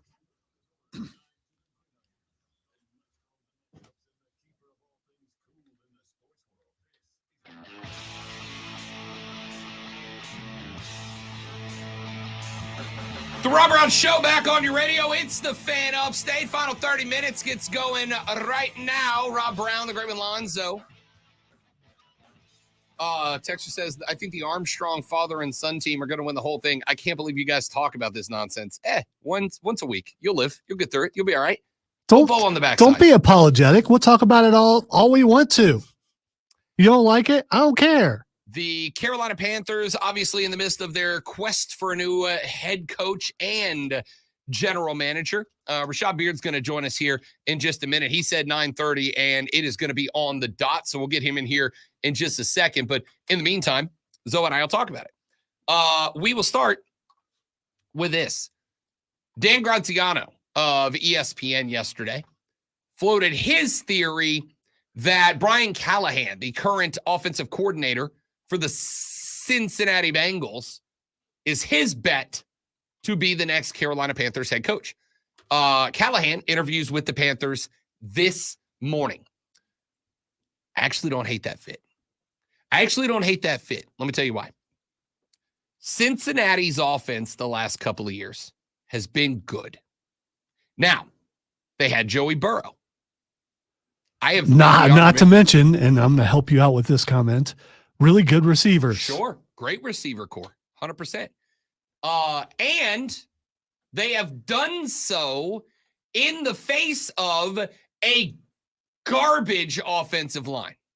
Now, you got to have a few things if you're going to have a successful offense with a bad offensive line. Number one, you got to have a good quarterback. Number two, you got to have real good receivers. And number three, you have got to have a guy who understands how to scheme around that. Callahan has done that for a while now. Joey B was in the mix last year because of that, and his talent and his wide receiver core. But he has been in the mix in large part because of that. Well, if there is a dude out there that would really, truly, genuinely benefit from having a coach who knows how to scheme around a garbage offensive line, it's Bryce Young and the Carolina Panthers. We're going to talk about that right now with the host of the Panther Nation podcast. He joins us on Thursday. Had a meeting with M this morning, so he's just a couple of minutes late. Rashad Beard joins the show. What's up, fella? What's going on, guys? Sorry for being late. It's all good, man. Real job comes first. I get it. Dude, let's jump right in because we got a handful of minutes here. Yesterday, Dan Graziano of ESPN said that his belief is that Brian Callahan, the OC for the Bengals, is likely to land in the HC job. Callahan interviews with the Cats today. He has also had an interview with Tennessee already, and Tennessee immediately scheduled him for an in-person interview when those are allowed to begin next week.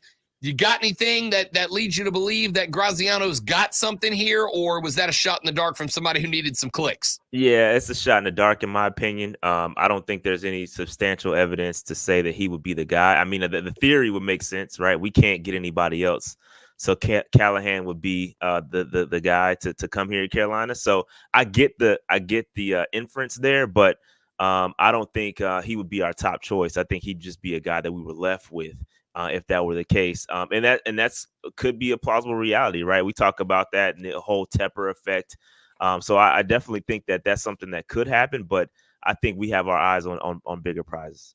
I don't disagree. I mean, listen, Dave Tepper, whoever, you got to be looking to the top. You want a Ben Johnson. You want those guys that are being listed as the best available candidates.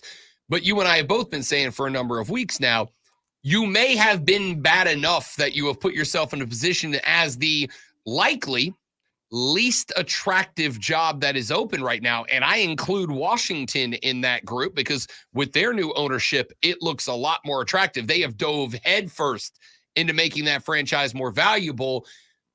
That creates a spot where you might be obligated to go a little experimental. You might be obligated to try to find your own Mike McDaniel, a guy that comes in and kind of turns everything on its head. And if that is the case, Callahan, while it might be a far-fetched thing to say, that's my bet for the dude, it really actually doesn't seem like a bad pick if you can't get a Ben Johnson or a Bobby Slovic or somebody of that mentality. Yeah, and I agree. I think I said this earlier. I don't remember where I said it, but we're probably gonna be in a situation where we're gonna have to hire a guy maybe a year or two ahead of his time, right? Where he's supposed to be or going to be ready to be hired.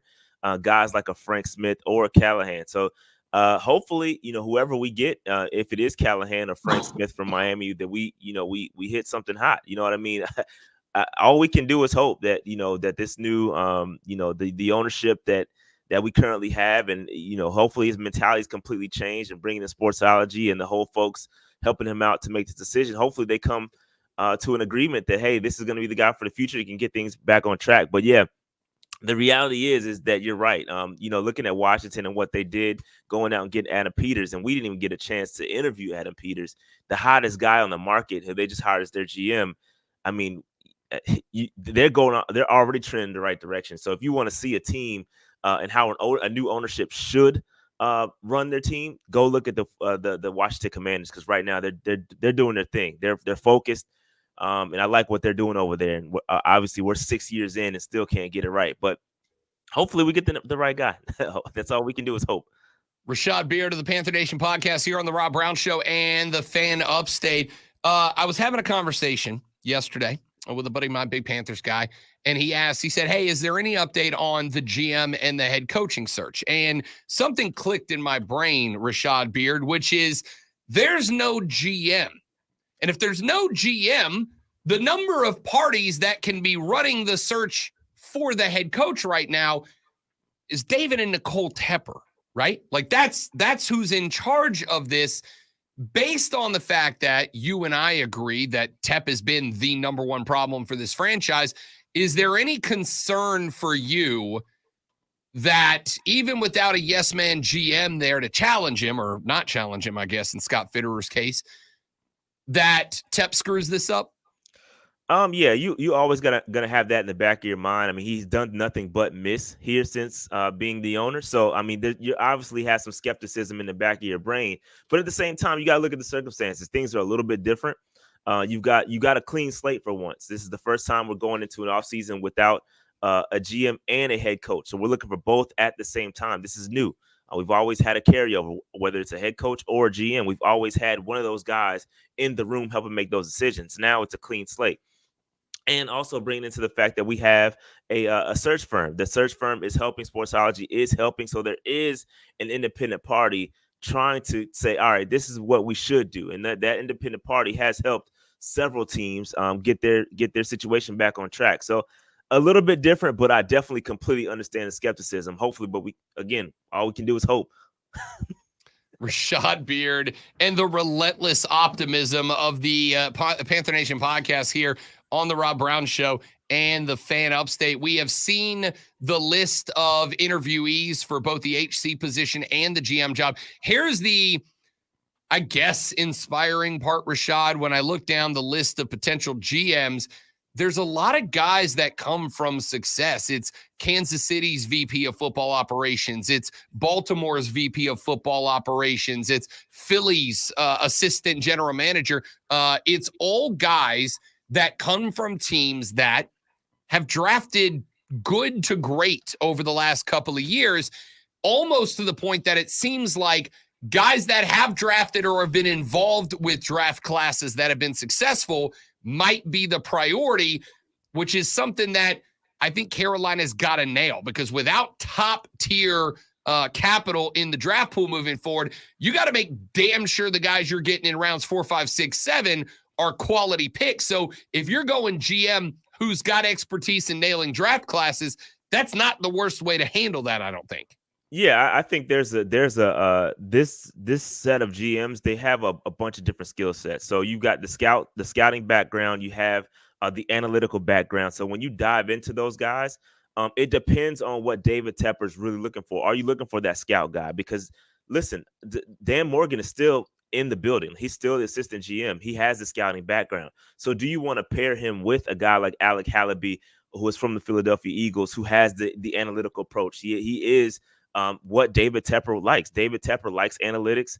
And so again, like you're absolutely correct. He's been in that building with like a Howie Roseman from Philadelphia. He's been in that building. They've been successful. They've been good. So I want to you have to piggyback off of those successful teams. And I think that's the right thing. There's a bunch of guys like Mike Disner, who from the Detroit Lions, doing great. He did a great job in selecting the head coach and the GM up there in Detroit. So if you want a copycat, try to pluck from those guys. And I think the dream scenario is us getting Mike Disner and Ben Johnson from Detroit. That we've seen it. Like, you're looking at that in motion right now. Those guys are doing. They haven't won a playoff game in 32 years, and you're starting to see them be successful now. So again, I completely agree that you got to pull from the copy. It's a copycat league. You got to pull from success, and I think we're doing the right thing there. Rashad Beard, Panther Nation Podcast here on the Rob Brown Show and the Fan Upstate. Got a few more minutes. I was listening to another show a day or two ago, Rashad, and had a host who was just going off saying, can we all acknowledge now that the Panthers got it wrong with Bryce Young over CJ Stroud?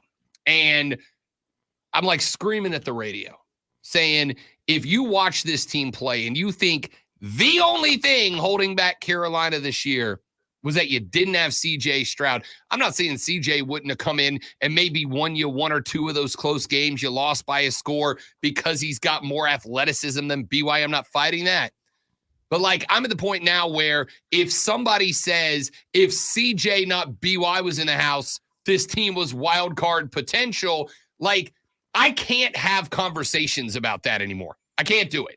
Yeah, it's tough. I mean, listen, we knew this was going to happen. Like, it's tough to see CJ cooking. He's cooking in the playoffs right now. He's doing a great job. So it's tough to watch that. And everybody knows, I was a CJ Stroud guy up until the point, I kind of got word that we're going to pick Bryce, and that's when I kind of switched. And so, listen, it is tough.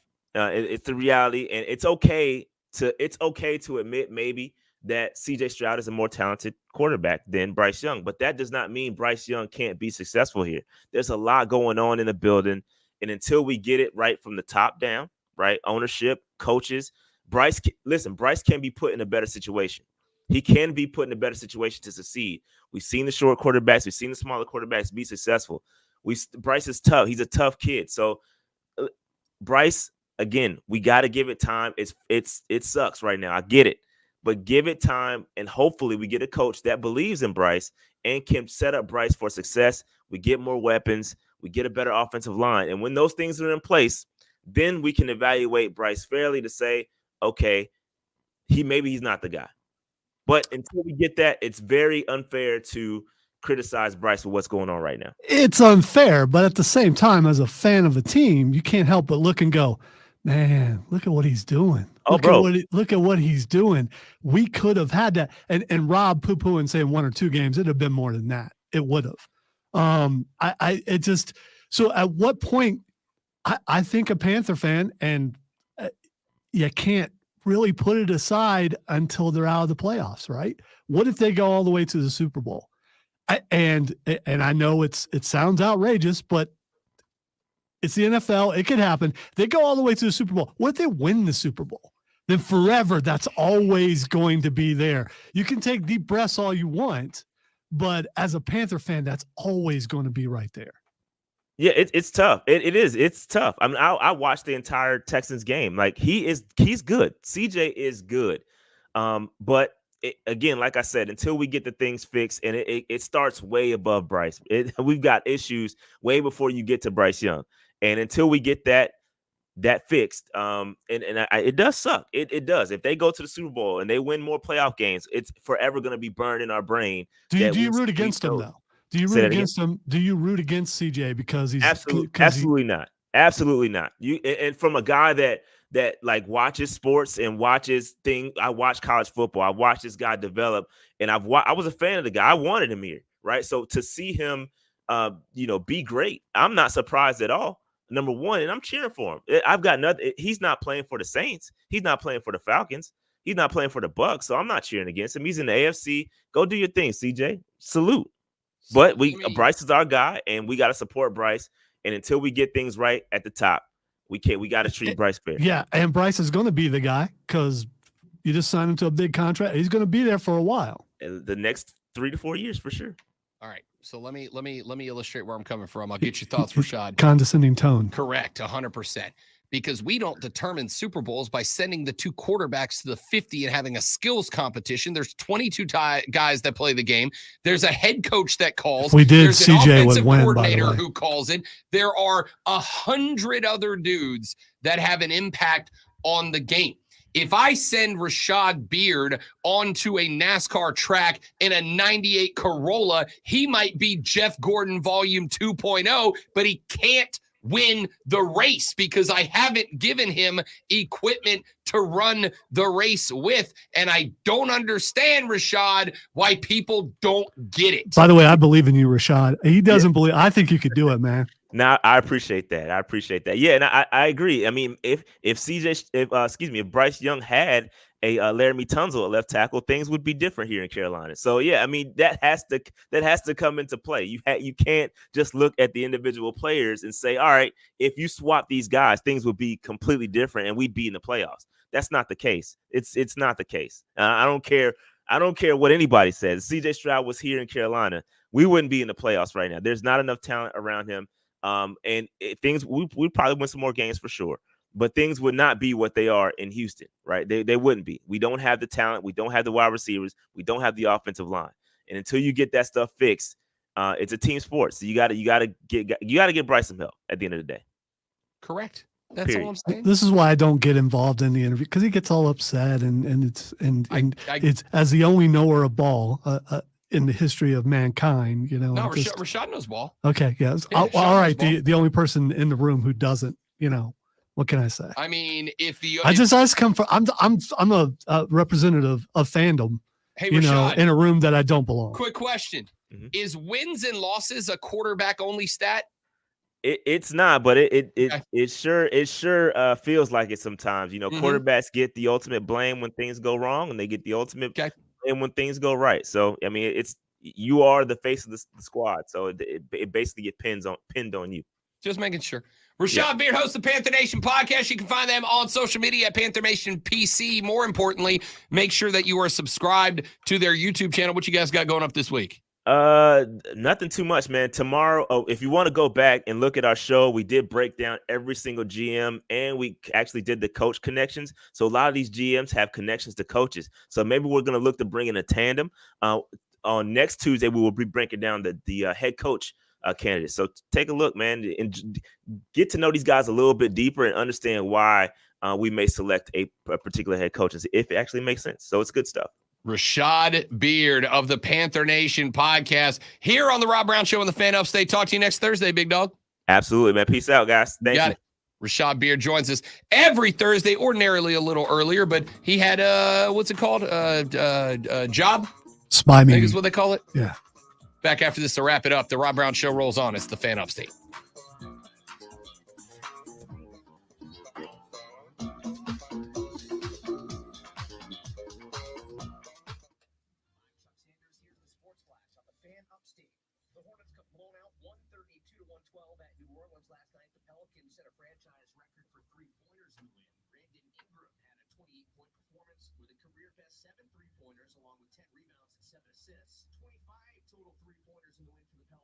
Five. 25.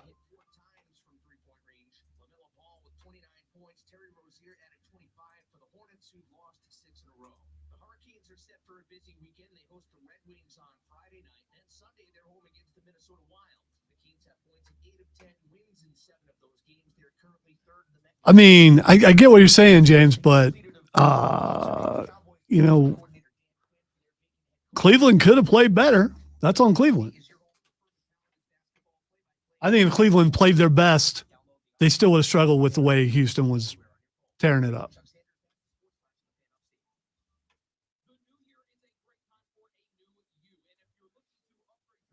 At some point, when someone makes a really bad decision that's impactful for an entity for years, I guess at some point you move on.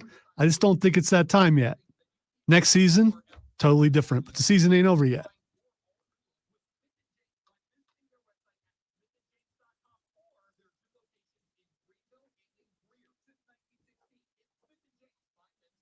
And I think I would think of it even more differently if they didn't make it look like they were taking CJ and then they backtracked.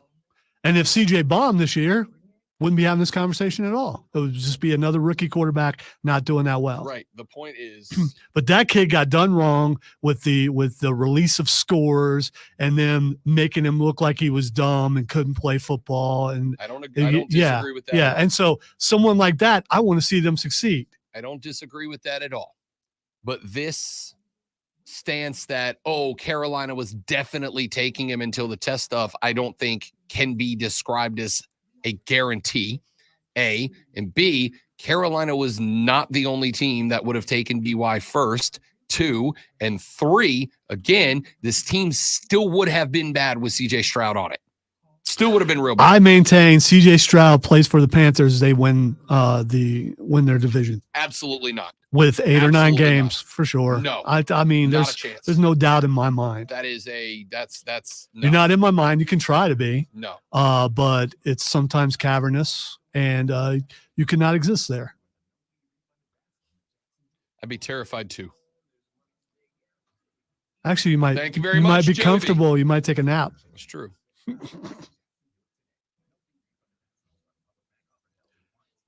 Yeah, everyone's excited and saying all this stuff about Houston now, but last year is not what was being said. So, I mean, I just said consistency would be awesome. I'm just saying.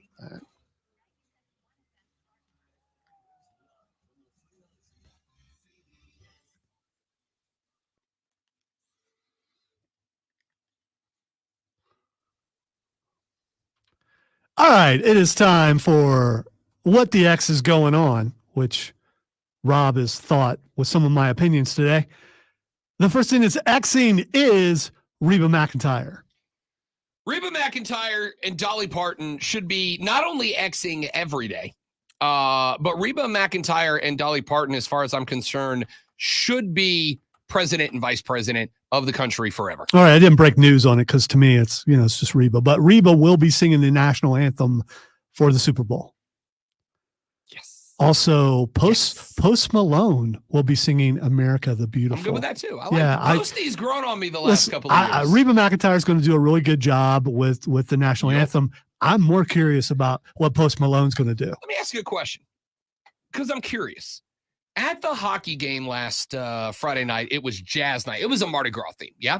And they had So you felt right at home. I did. I loved it. They had a jazz band play the national anthem. It was a very upbeat, very jazzy version of the national anthem. I loved it. I thought, what an incredible spin on this song. And I've always said the national anthem should be performed in a variety of genres. We are the cultural melting pot, but there were some folks in attendance who were very mad, very upset at an upbeat, non-traditional take. How do you feel about like non-traditional takes on the national anthem? I don't mind. I loved it. I don't mind it as long as it's not. Let's see how long I can hold this note. No, I mean, it was upbeat. It was jazzy. I was going to say, if you took the drums away from it, would they have still been mad? Because I think drums affects, especially that song. It's interesting. It was interesting because how many renditions of that song have drums in it? I mean, all of them have the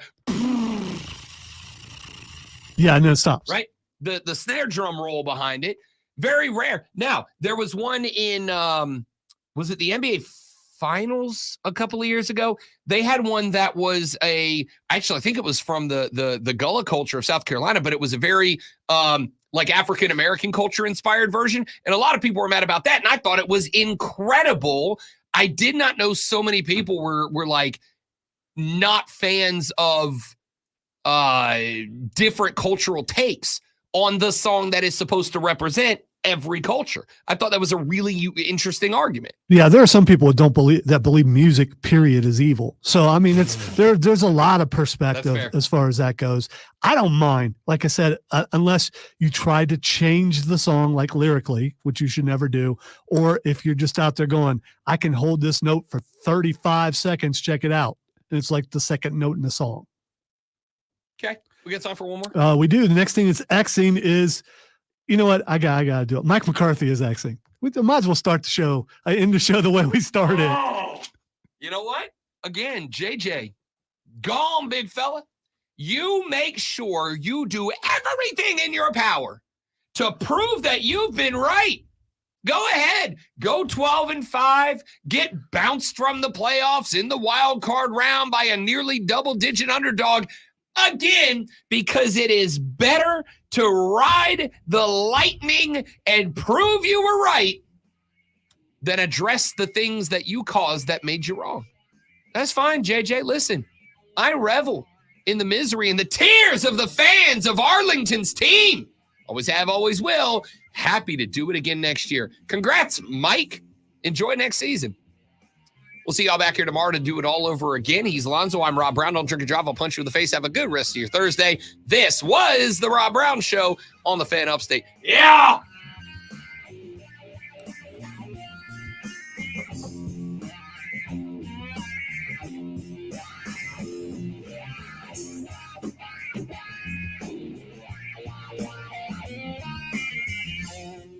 Oh, man. It'll take a few seconds before Rashad and that thing is up because of someone still zeroing the board out. I missed a button and didn't notice it till after the first answer. But I will. All good. I'll piece it together. Texture said, Rob, are you just finding out that people hate everything? Texture said, I can fix the Panthers easy. We trade Dev Tepper for an 11th round pick and a 2019 Samsung washing machine. Still got a little bit of run on it, the 2019 washing machine. The 2019 model. A little bit if it was taken care of, not a lot of heavy loads. Oh, man. All right, ladies and gentlemen. Rob Brown went 5-0 on the books last night in the NBA. Real good night. So I'm gonna go do my regular work and then try to see if I can go back to back for the first time in a month and a half. Thank you guys for hanging out. Hope you enjoyed it. Thanks for everybody that participates in the conversation. You're amazing. You make the show better. Have a great day. Goodbye.